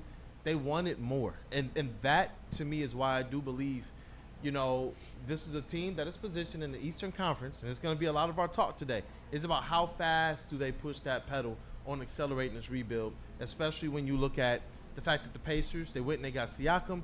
Look what they did for their team and for Tyrese Halliburton. It allows him to have his usage rate lower. You look at what the Raptors are doing right now. They went out and they got Brandon Ingram for Scotty Barnes. They're talking about going and getting another. You look at the Magic right now, and this is a move that both Flannel and I didn't know how he was going to feel about it, because everybody was talking about what the Magic sent out. But this was a move that both of us actually said, basketball-wise, this makes a lot of sense for the Magic. And we were talking about these all-dysfunction teams. The Magic was the one team that we said, you know what? Depending on what they do this offseason, they can actually solidify themselves. And so I was wondering, how much more pressure does that put on the Pistons to actually try to accelerate things this offseason? I think you have time. And again, there's nobody in the East that should be scaring you next year. So you can go for it, but you got to play the long game in this, and you got to say, how do we do this for 3 or 4 years and make this a sustainable run? Are the Knicks going to be able to keep this together? Indiana seems to be a little bit solid, but the same thing. Is this smoke and mirrors with them to some degree? And again, I will say I was completely wrong about the Pacers. I thought the Pistons would have given the Pacers a good run, but the way they had been playing throughout this postseason, There's a doubtful. difference. There are levels to this. Right, but the Celtics without Jason Tatum next season, there are opportunities for them to move ahead and really take a step up here. So I'm not a throw everything in and go for it. But I mentioned the Thunder. The way the Pacers have built this also is a good note to make, is that you make the Siakam trade. You go and you get the guys that you think are really going to make your roster. So as a front office, you can't be afraid to do something that's going to shake things up if you know that you're right. And both of these teams have done things where it's panned out for them and it's worked really well. Absolutely. And Rod Beard, how did you feel watching Tyrese Halliburton have 0 field goals in a finals You game? just had to bring up Halliburton. Had to. This is Flannel's vendetta. Flannel versus Hallie, bro. Absolutely. Has been a vibe. Hey, the clock strikes midnight on a lot of people, and he's not the Is he playing above his level? Absolutely. He can't be that every game of this playoffs, and that's what he's been. There was going to be some regression to the mean. Yes, he's injured. No, he's not playing at 100%. But, yeah, he wasn't going to have another 30-plus point game like he had been having, and triple doubles in the finals. Yeah, that's not quite who he is. But, yeah, I didn't feel a certain way, but it's sort of, yeah, okay, yeah, it was bound to happen at some point. It was bound to happen. You know what? It's time to get into the Swisher break, but I do have some other points. Yeah, Swisher break, whatever your flavor. But I got some other things that I want to just pop up here first before we get into that. Knicks Muse. Shout out to Knicks Muse. They were engaging with us during the playoff series. One of the bigger accounts on within Knicks social media. And after this, I think that they said something that Flannel Stan will like. They believe the two best point guards in the Eastern Conference are, do you have that one? Yep. Da-da-da-da-da. Kay Cunningham and Jalen Brunson. And 100%. obviously right now, we got to nod and tip that cap 2-1 Jalen Brunson. But I just thought that you would like that. I want to be able to make sure that I called that out. Shout out to Knicks Muse as well. How do you guys feel? After the playoffs and everything has gotten to this point, I feel like this is a situation where Cade is top 2 in the East with a great opportunity to be considered the top point guard after next season. I love this, and throw Donovan Mitchell in there above Tyrese Halliburton as well. Yeah, as much as I'm kind of in on Donovan Mitchell, I 100% agree with you. Any way that we can make sure that Halliburton is further down that list, I agree. I don't even care what it is. You can say Brandon Podziemski. Okay, yes. okay. No, okay. I'm sorry. Look at Rob. I'm sorry. Look.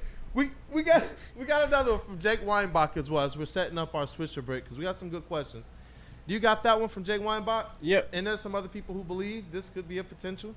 He says, I would label the Pistons as one of the buyers on the marketplace that could make a serious run at Trey Murphy III this offseason.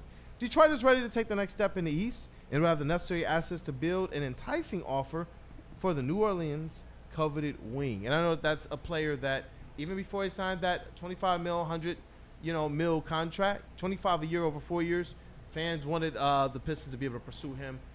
Got Trajan Langdon here. And just one more thing before we get into this. I saw this from Pistons Talk. It is Jake Fisher in his podcast, and it's what we talked about last year as it relates to Aldama. And it's interesting now to see how about a week or two later, we're starting to see national media and some other people who cover basketball start to say the same thing. If we got that video, we'll play that real quick, and then we'll jump into our questions. Yep. We're hearing that Detroit, one particular archetype of player that they're evaluating are 7-foot stretch big men. So in addition to Miles Turner, we're on the lookout for the Pistons to try to be a player for Naz Reid, and we're definitely looking at Santi Aldama as a potential target as well. He's a restricted free agent, so the Pistons could, in theory, put an offer sheet on the table that would make life a little bit tricky and annoying for the Memphis Grizzlies by comparison to Miles Turner's unrestricted situation and the fact that Naz Reid is a player option that he has a lot of control over, which gives him some wiggle room to have negotiations with Minnesota before he actually would become theoretically available as well. So of all those guys, I would handicap it right now that Santi Aldama seems to be the most likely player that fits that 7-foot floor spacing, sweet shooting big man archetype that Detroit has seemingly been linked to all across the board here.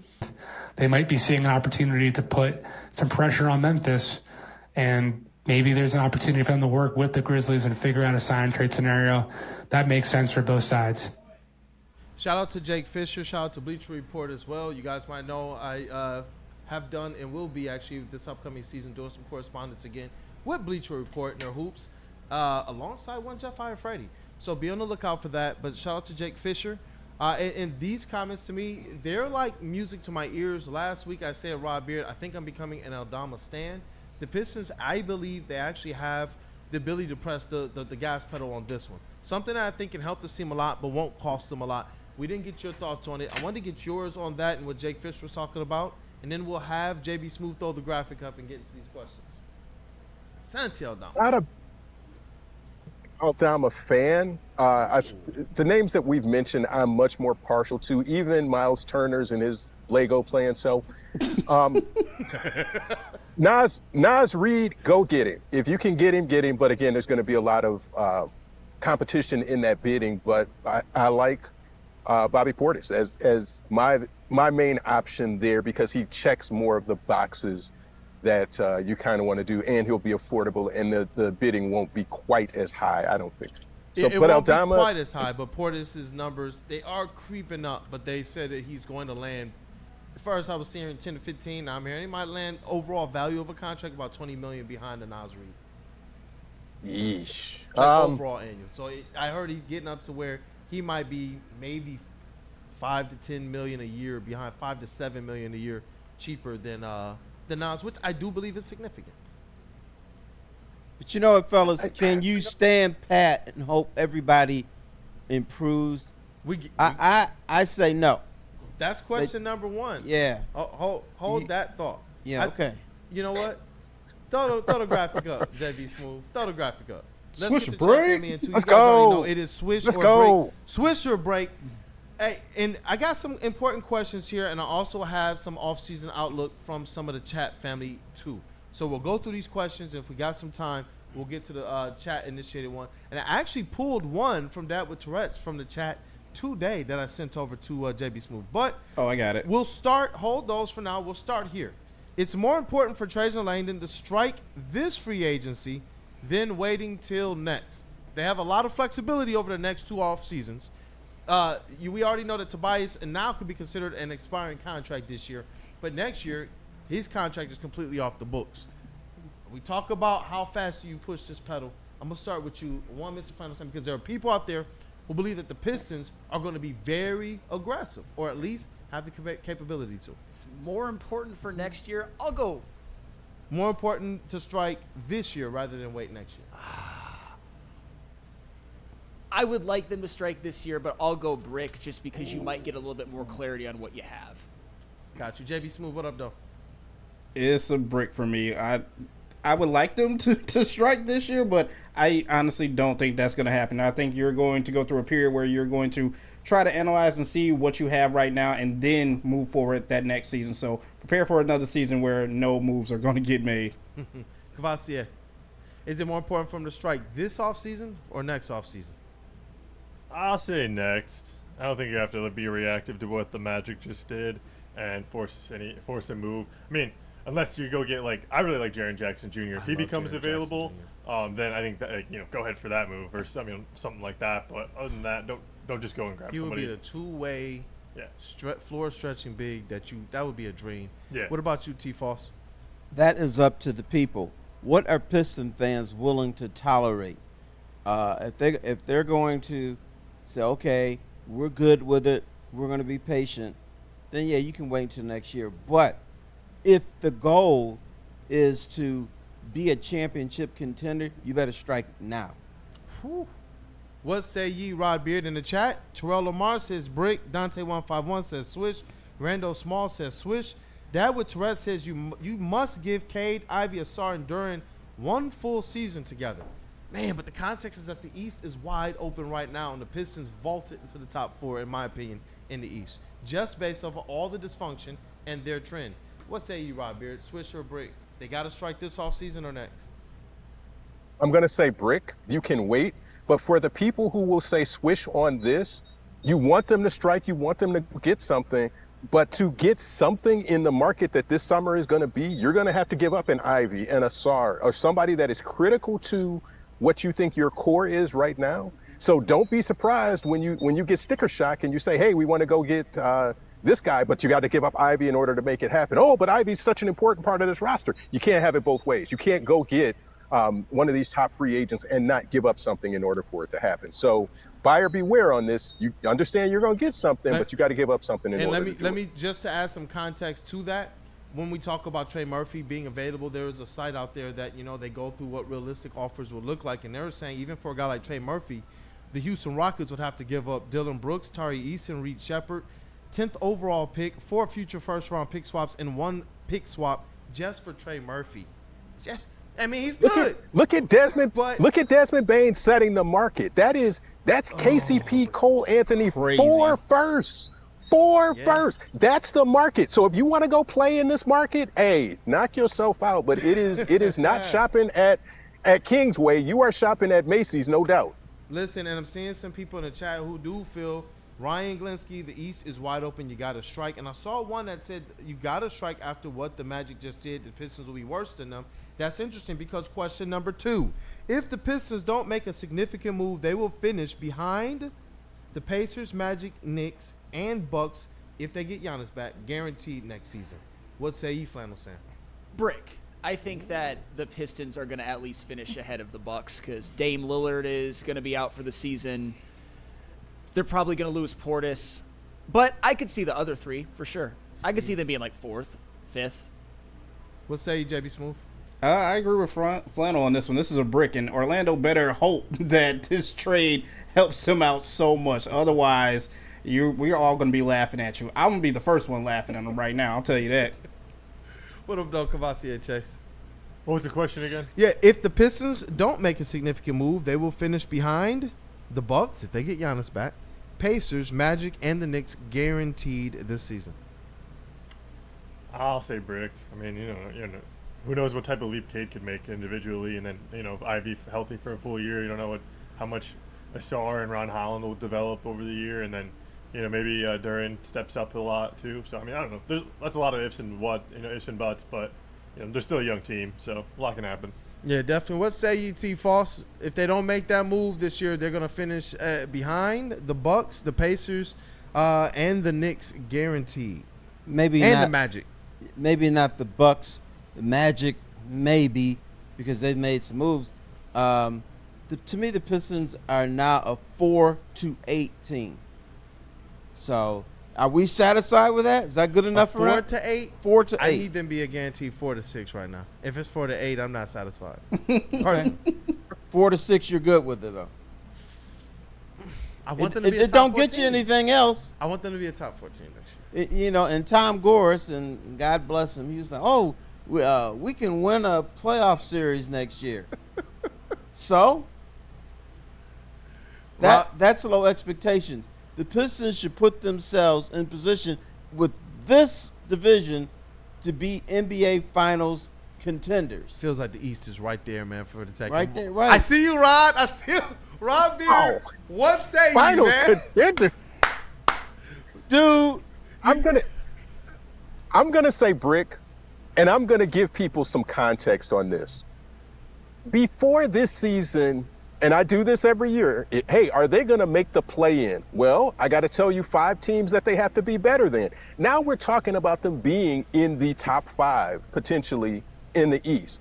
Have some context and understand that that's the growth that you're gonna make. And if you wanna do this warp speed, jump into the top 3 or 4 in the East conversation, then yes, if that's your goal, then you need to make some moves with this roster. I don't think just the return of Ivy by itself is going to do that. You need to, same thing that we were talking about with the Tigers, you need to kind of prune around it and make some little fine-tuning pieces to make this thing work. But yeah, if they're in the top 4, I'm good with that. Are they going to be better than Milwaukee? Yeah, I think so. Just the growth and the experience of going through the playoffs and being a little bit better this past season will help them get over the hump in some of these cases. And they're not starting 0-14 or they'll have a much better start to the season. Yep, and here via Evan Sittery, another top shooter generating tons of trade interest ahead of the 2025 NBA draft is Cam Johnson. And there was a team that came up in the names, came up amongst the interested. I see you already, Rob, but I got to ask you guys, Cam Johnson and not Santi Aldama and some of the other floor-spacing front court players the Pistons are linked to, they should target Cam Johnson instead of those others, since there are rumors that the Brooklyn Nets are going to make him available. What say ye, Flannel Sam? I wonder if Pistons fans have finally cooled on their wet dream. I mean, he's a fine player. I like his size. I like the fact that he can shoot threes. The biggest problem with him is that he's just never can stay on the court. Probably would cost too much. Definitely not one of my first choices. Definitely not. JB Smooth? What was the question again? Sorry. Cam Johnson should be the one, not Santi Aldama and some of the other restricted free agent trade targets or options we think would be cheaper than the star players. Cam Johnson is the one that we should be targeting. with the word on the street now that Brooklyn is going to make him available? I mean, Brooklyn will probably make him available, but is it a need that we need right now? So, especially with the price as well, too, I think I'm going to pass on this one. Give me a brick. Like, I feel like there are other options. Yeah, I see Dante151, brick. DNCNT Cam Johnson will cost more than Santee. That's going to, I don't know necessarily. Santee's money is supposed to get up there, and if you're going to steal him away from the Grizzlies, you're going to probably push that above the 13, 14, 15 a year that the Grizzlies can afford for Santi Aldama. But Kavasi and Chase, what say ye? I'm wondering if Pistons fans have finally cooled on Cam Johnson. Reports are Pistons might be one of those teams interested if the Nets make him available. I'm gonna say brick. I'd rather the team try to sign a free agent, and then if they are gonna make a trade, because no matter what trade you make, we've seen just the cost go up for just role players and six men and stuff in this league. So if you're gonna make a big trade like that, make it for someone who's gonna be, Cade's Robin, or just in the top 3 of this team on the roster. Swing for the fences if you're gonna step into the box and take a hack at the plate. Don't just try to hit a dribbler in the infield or settle for a bloop. I mess with that. Yeah, definitely. T. Foss, what up, though? I'm not a big fan of his. Yeah, but I'm itching. We talked about it because it's in the something news. to happen. See this? I'm itching, bro. I'm itching. Come on, Joe I'm Rogan. ready for anything, Rod. No, Come on, Joe dude, Rogan. when you've got people falling apart around you, when you got a division that's not that great, I'm sorry. I want to see you do something. Once again, itching. I want to see something, but Cam Johnson's probably not it. Not it. Hey, Rod Beard, what say ye before we get to what some of the fans sent in? Cam Johnson is definitely not it. Again, if you're going out and you're going to make a splash, go bring me Jaren Jackson. Bring me 3J, and then we can talk about it. But if you're going to do something that is a big financial commitment and is going to cost you some capital, make it a person who is going to change the game and satisfy Terry's itch. Satisfy Terry's itch. All right, JB Smooth. What's up? Let's get to a couple of what the chat family sent in. I will let you be the person who just picks a few. And I'll have Rod and Terry be the ones that swish or brick, but obviously Flannel Sam, myself, JB, and Kavasi, we can give our comments here where we see fit. But I wanted to be able to pay a little bit of attention to what our chat family is sending in. So you get to pick them, read them off. We'll add some context, and we'll kick it over to our legends. I think I got the first one right here. Shout out to KG, because he would be happy with this one, I think. Duran is 21 or 22, and he keeps improving. Embiid is on fumes. Duran will run the East soon. He's a beast. I included that one because there is a overwhelming amount of support for Jalen Duran in the last 2 episodes. People are like, nah, I don't think that's the one I really want to get rid of. People believe that the East is prime for him to step up and be one of the top centers there. Hey, Rod Beard, I start with you, T-Foss as well. How you guys feeling about this outlook, this approach? Jalen Duran, an untouchable in the future, beast in the East. Untouchable? It's kind of like the like button. You gotta. He has to be touchable.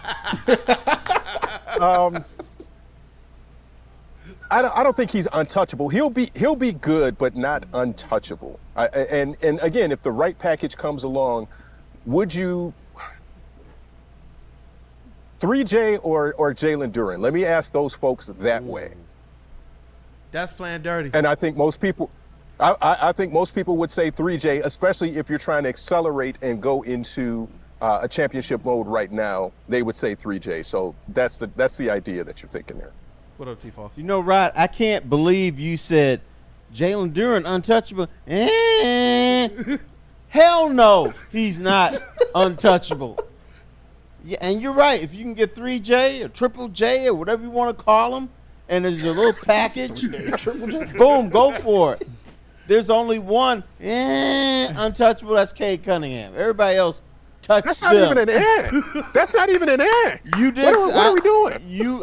I know, but you did go with Jalen Duran. On Duran, I'm trying to be measured, T-Foss. You know the people on Twitter. Fuck them. Do be Rod Beard. You should fear nobody. Somebody hit him with the swisher break real quick. Did we skip I'm T-Foss giving in it rotation? due consideration and saying no. All right. I don't want to hear anymore. You taught me well. You taught me well, sir. Obviously, I didn't, because you just went Jalen Darren. I failed. Damn. No, you know what? I'm not yelling at you. That's my fault. That's my fault. I didn't do enough. You did this. You made me this way. No, when you went, I did. Okay, hell no. Hell no. There you go. There you go. Hell no. He's still too nice. Hey, Rod, he's trying to help me too, man. So I get it. JB Smooth. What's up? Pick the next one, bro. Make it good. All right, I got this one from DBuck2862. He said Asar Thompson should be untouchable. What? The guy that cannot shoot mid-range, cannot shoot three-point shots, cannot shoot free throws. Asar would be first. Asar would be first. I look at to trade block until he learns to shoot. Defense is good, but you need to be able to do more than just putbacks and cut to the rim. Asar has a lot more development required than Ivy and Duran.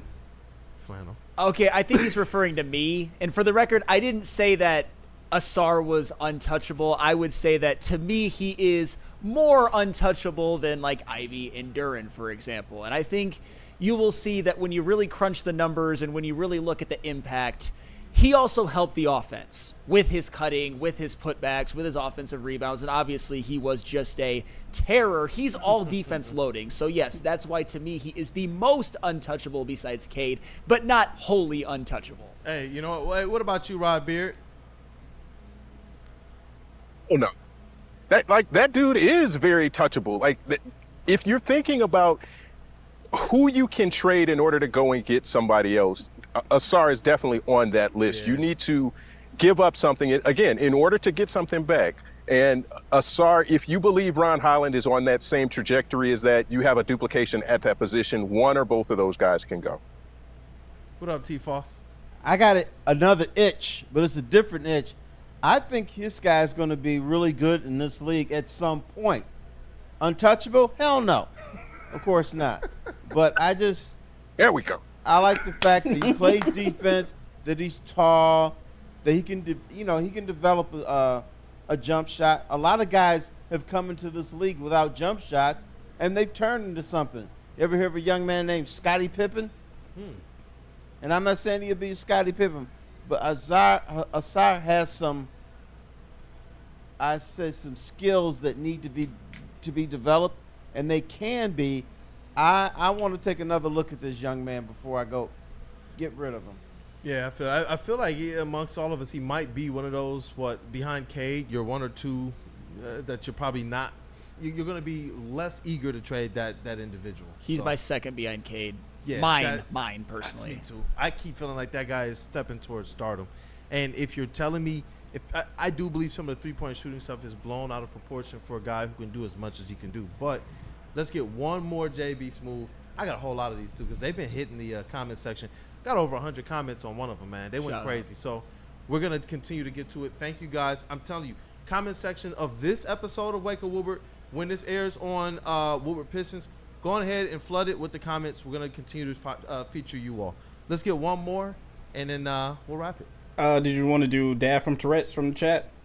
Let's do that one. All right. Shout out to Dad with Tourette's. I got you. Shout out to Dad with Tourette's. I don't want to make a huge trade. I think it's most likely a smaller trade, like getting Norman Powell expiring or Cam Johnson. But would you move Harris, Holland, Fontecchio, and one first for KD? It would probably take more firsts than that. It would definitely take more firsts based on the young players going out.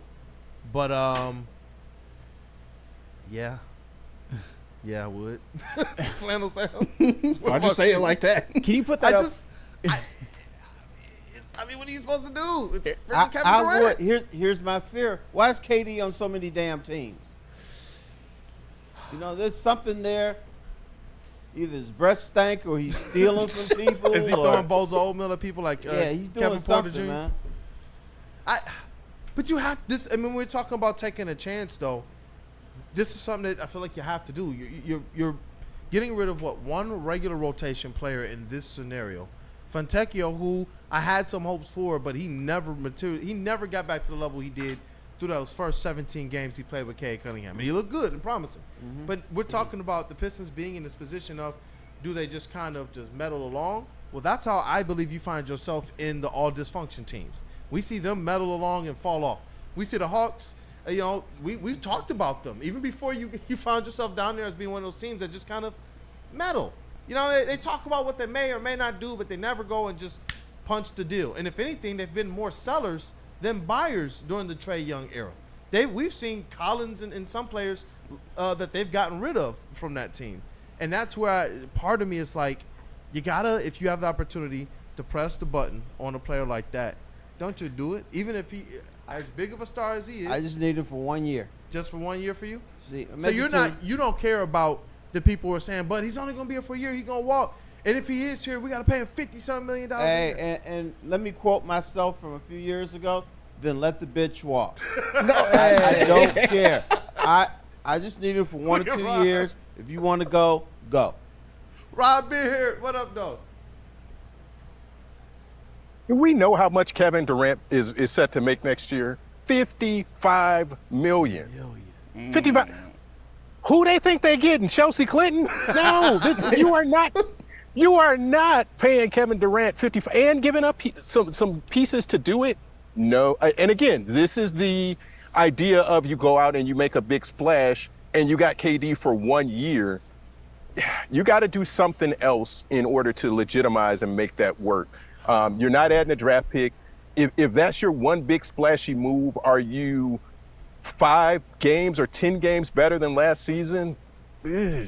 That's true. If you make that, and Terry, I need to do that on this one. 55 million. 55 mil is a number. Brother, I don't care if you're 5 or 10 games better. Are you 3 or 4 playoff series better? That's all I care about. Oh, that's the question. With KD, who was it again? It was Tobias Fontecchio. Yeah, I got you. One more time. So the trade would be Harris, Holland, Fontecchio, and 1 first for KD. That's not going to happen. It's going to be more firsts and more pieces thrown in. If you're going for it, fine. I don't like it. I don't like it. Which is precisely why, and I'm going to give Dad with Tourette's the respect of this. If he thinks that it could happen, just going off of this trade, absolutely I would take it because I think it would be a steal. I don't think that it's going to get it done. And I think Tobias Harris, that's like salary filler. You still have Asar, Duran, Ivy, Cade, Kevin Durant. Pretty formidable, if you ask me. That is all right. Let me ask a question. Show of hands. Who in this room believes the Pistons are elite in the Eastern Conference? Right now? Right now. Can't say that. Nobody. I can't Nobody say thinks right that. now. Okay. Nobody thinks that. Because if you does Kevin Durant make you elite though? Does Kevin Durant make you elite? I think it makes you elite-ish. Elite-ish. Golly, that's the question. That's not enough, though. That's the question. That's because you're taking a 1 year swing and saying with Durant, we're going for it, and if it doesn't work, we have a huge. I mean, if it doesn't work, are you trading them at the deadline, or are you just saying this comes off the books next year and we'll ride with it as it is? You have a big hole, and then again, you're back in the same spot where you can. Yeah, that's true. You can. It's not terrible. I just don't like it. It's not terrible, but. Man, I don't know what it's saying to the free agents. Or if Kevin Durant doesn't come back next year, are they just looking at the Pistons like, And are we not looking at a team with an albatross while we see other squads going and trying to shore things up?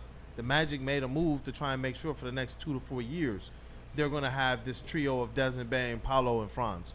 That's formidable in this Eastern Conference. And it is something that I do believe it should be on the Pistons' radar.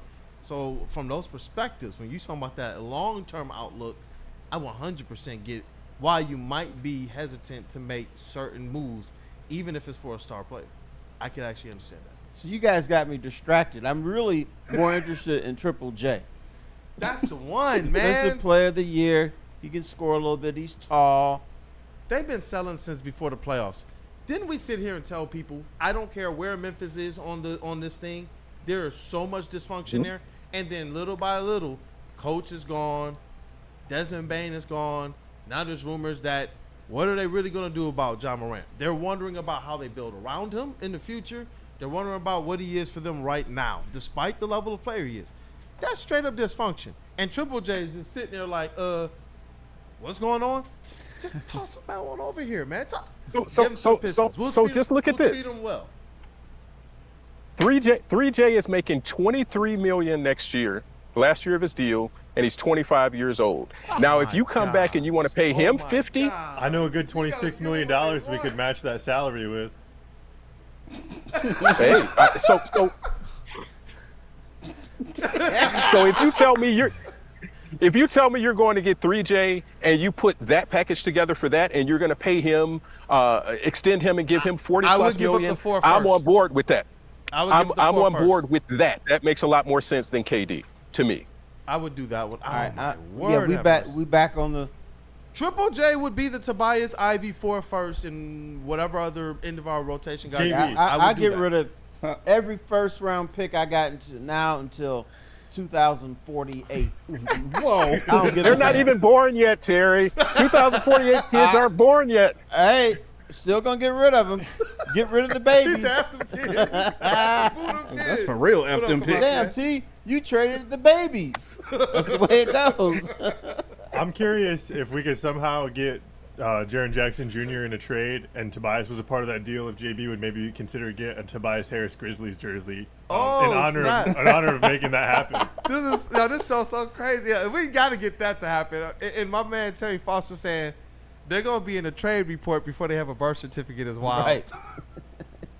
That's crazy, JB. We might have to make that happen, bro. I gotta Tobias get a Tobias is the reason Harris. why your Spartan dog gets to come back here, home, plays for the Pistons. You got to get a Tobias Harris Grizzlies jersey just to pay some homage. I'll consider it. I got 5 on that. Let's rock. You know what, man? This has been an epic one, man. The chat family they've been invested. They Hey, were can talking. I propose a It was Mike dope. Dicker? What up, though? How about Triple J for everybody on the Pistons roster except Cade Cunningham? And then Here we go. Then you just go to the G League. Here we go. No. And put on a wedding dress too while you're doing it. Here we go. Oh, man, T. Foss, how comfortable is that chair? Oh, this is a great chair, man. And they got drugs in here too. That's why I'm just talking this boola boola. That's a throne. That's not a chair. That's a throne. It is. Dude, I feel like that's like the. Hey, you know You what? feel like the Emperor in Star Wars? Like you can control the Death Star from that thing. No, I feel like I'm gonna fly to Mars tomorrow. There you go. Straight up. Shout out, dog. This is so crazy seeing T. Foss and Rob Beard on the same screen, man. But shout out, the place where dreams do come true. Woodward Sports, right? And Ryan Glinsky, intern Ryan. Hey, you know what? I see you in the chat. He says get Danny Wolf. That would fit supposedly what the Pistons are looking for.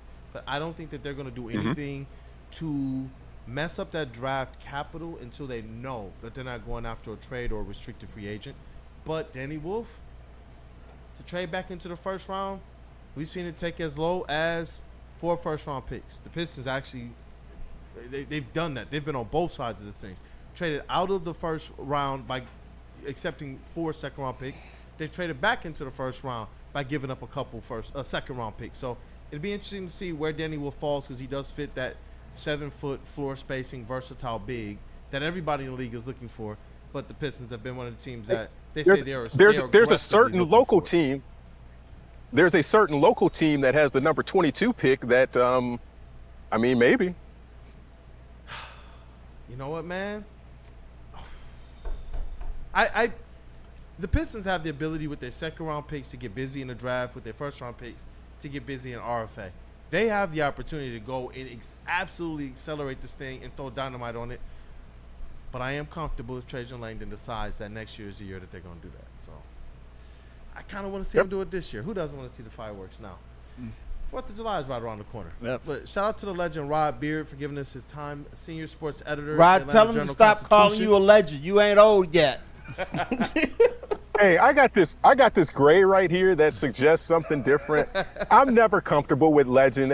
Terry's the legend. I just follow in his footsteps. That's facts. Dude, I've seen dudes in their 20s with gray hair. It's a different world now. We all under stress. Oh, it is. Social media makes this a different world. Like, I couldn't function in my 20s with social media. That would be no thank you. Jeez, man. Yeah, I would have been a crackhead, man. You wouldn't be calling me a legend. You'd be calling me homeless. You know what? If I had to deal with that in my 20s. Golly. Can you imagine the handle Downriver T-Foss? Downriver T-Foss. That would be epic, man. That would be epic. Chesty Malone, at Chesty Malone. Can you imagine the conversation? Oh, Chesty Malone. You know the story about? She almost killed Drew Sharp. Jeez. She smacked him in the face with her breast, and he couldn't breathe. Golly. Friday, you're going to have to refresh the story for the people. Okay, we'll do it. We're going to have to have One a of my little story favorites. time with T. Look at Rod. Rod is like, get me back on Friday. Extravaganza. We're going to tell the people. We're going to let you tell the people Friday, man. But, hey, Rod Beard, thank you for your time, brother. As always, this was a good one. I can't wait to see what the reactions are from the chat family, too. Go ahead and smash that like button before I got Rod. But any last words, brother, before we say what up, though, to some of our sponsor friends?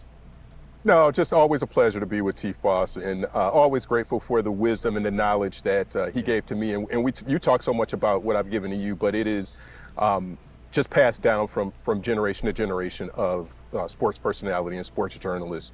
And I'm glad that we have this sort of circle that we can do this. So appreciate you, T-Foss. Thank you very much. I'm happy to contribute. Thank you, T-Foss. Thank you, brother. Glad you're part of the Woo Crew. It's awesome, man. I know we got some other special guests that we're going to also bring back into the fold. Can we tease it, or do we just wait? We just wait. We'll wait.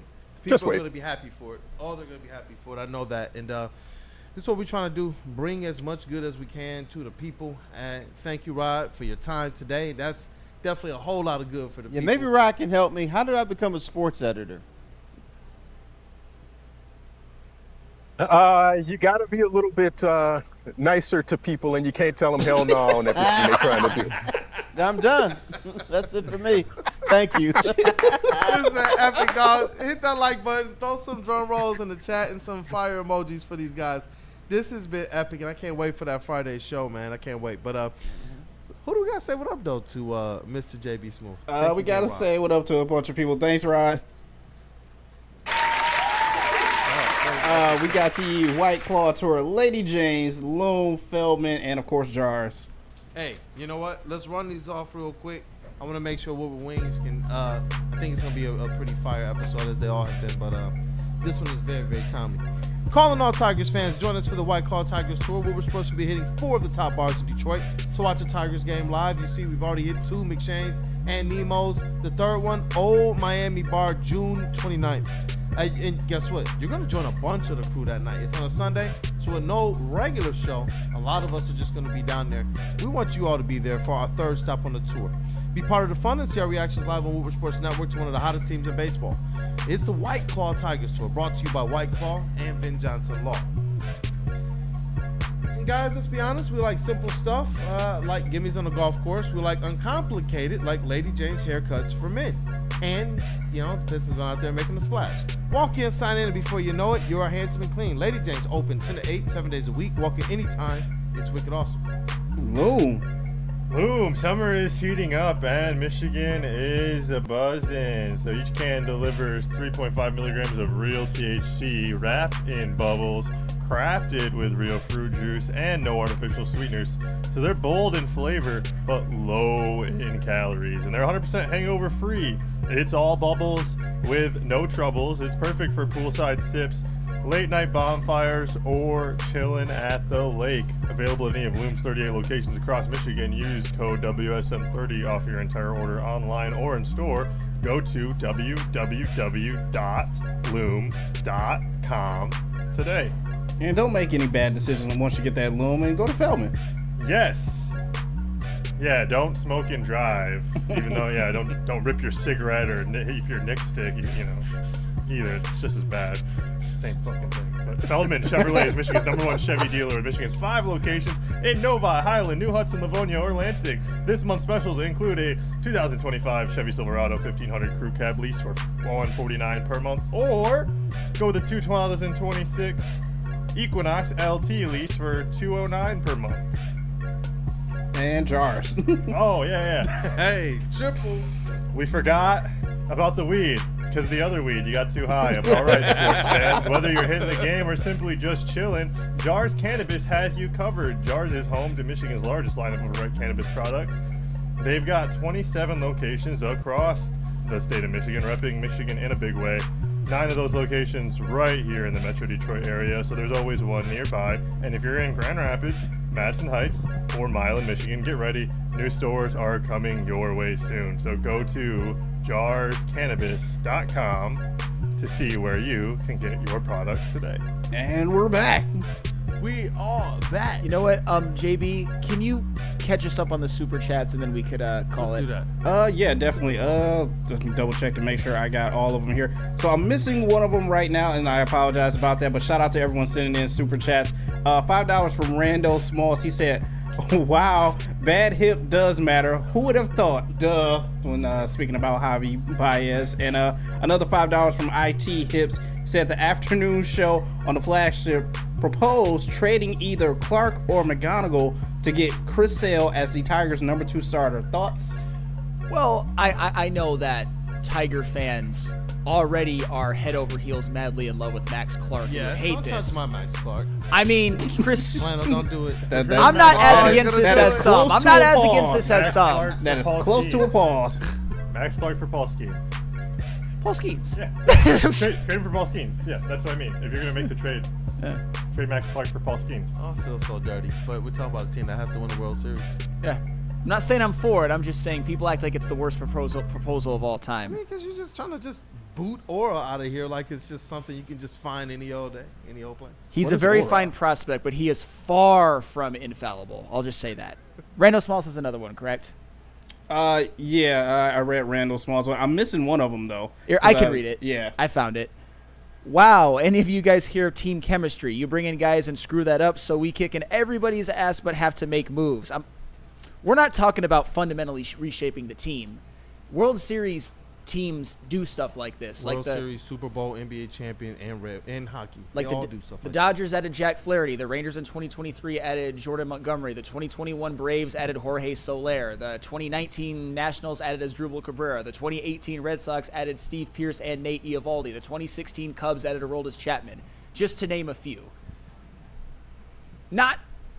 Tigers are a great team, but one move could put them over the top. That's all we're saying. But that's a show.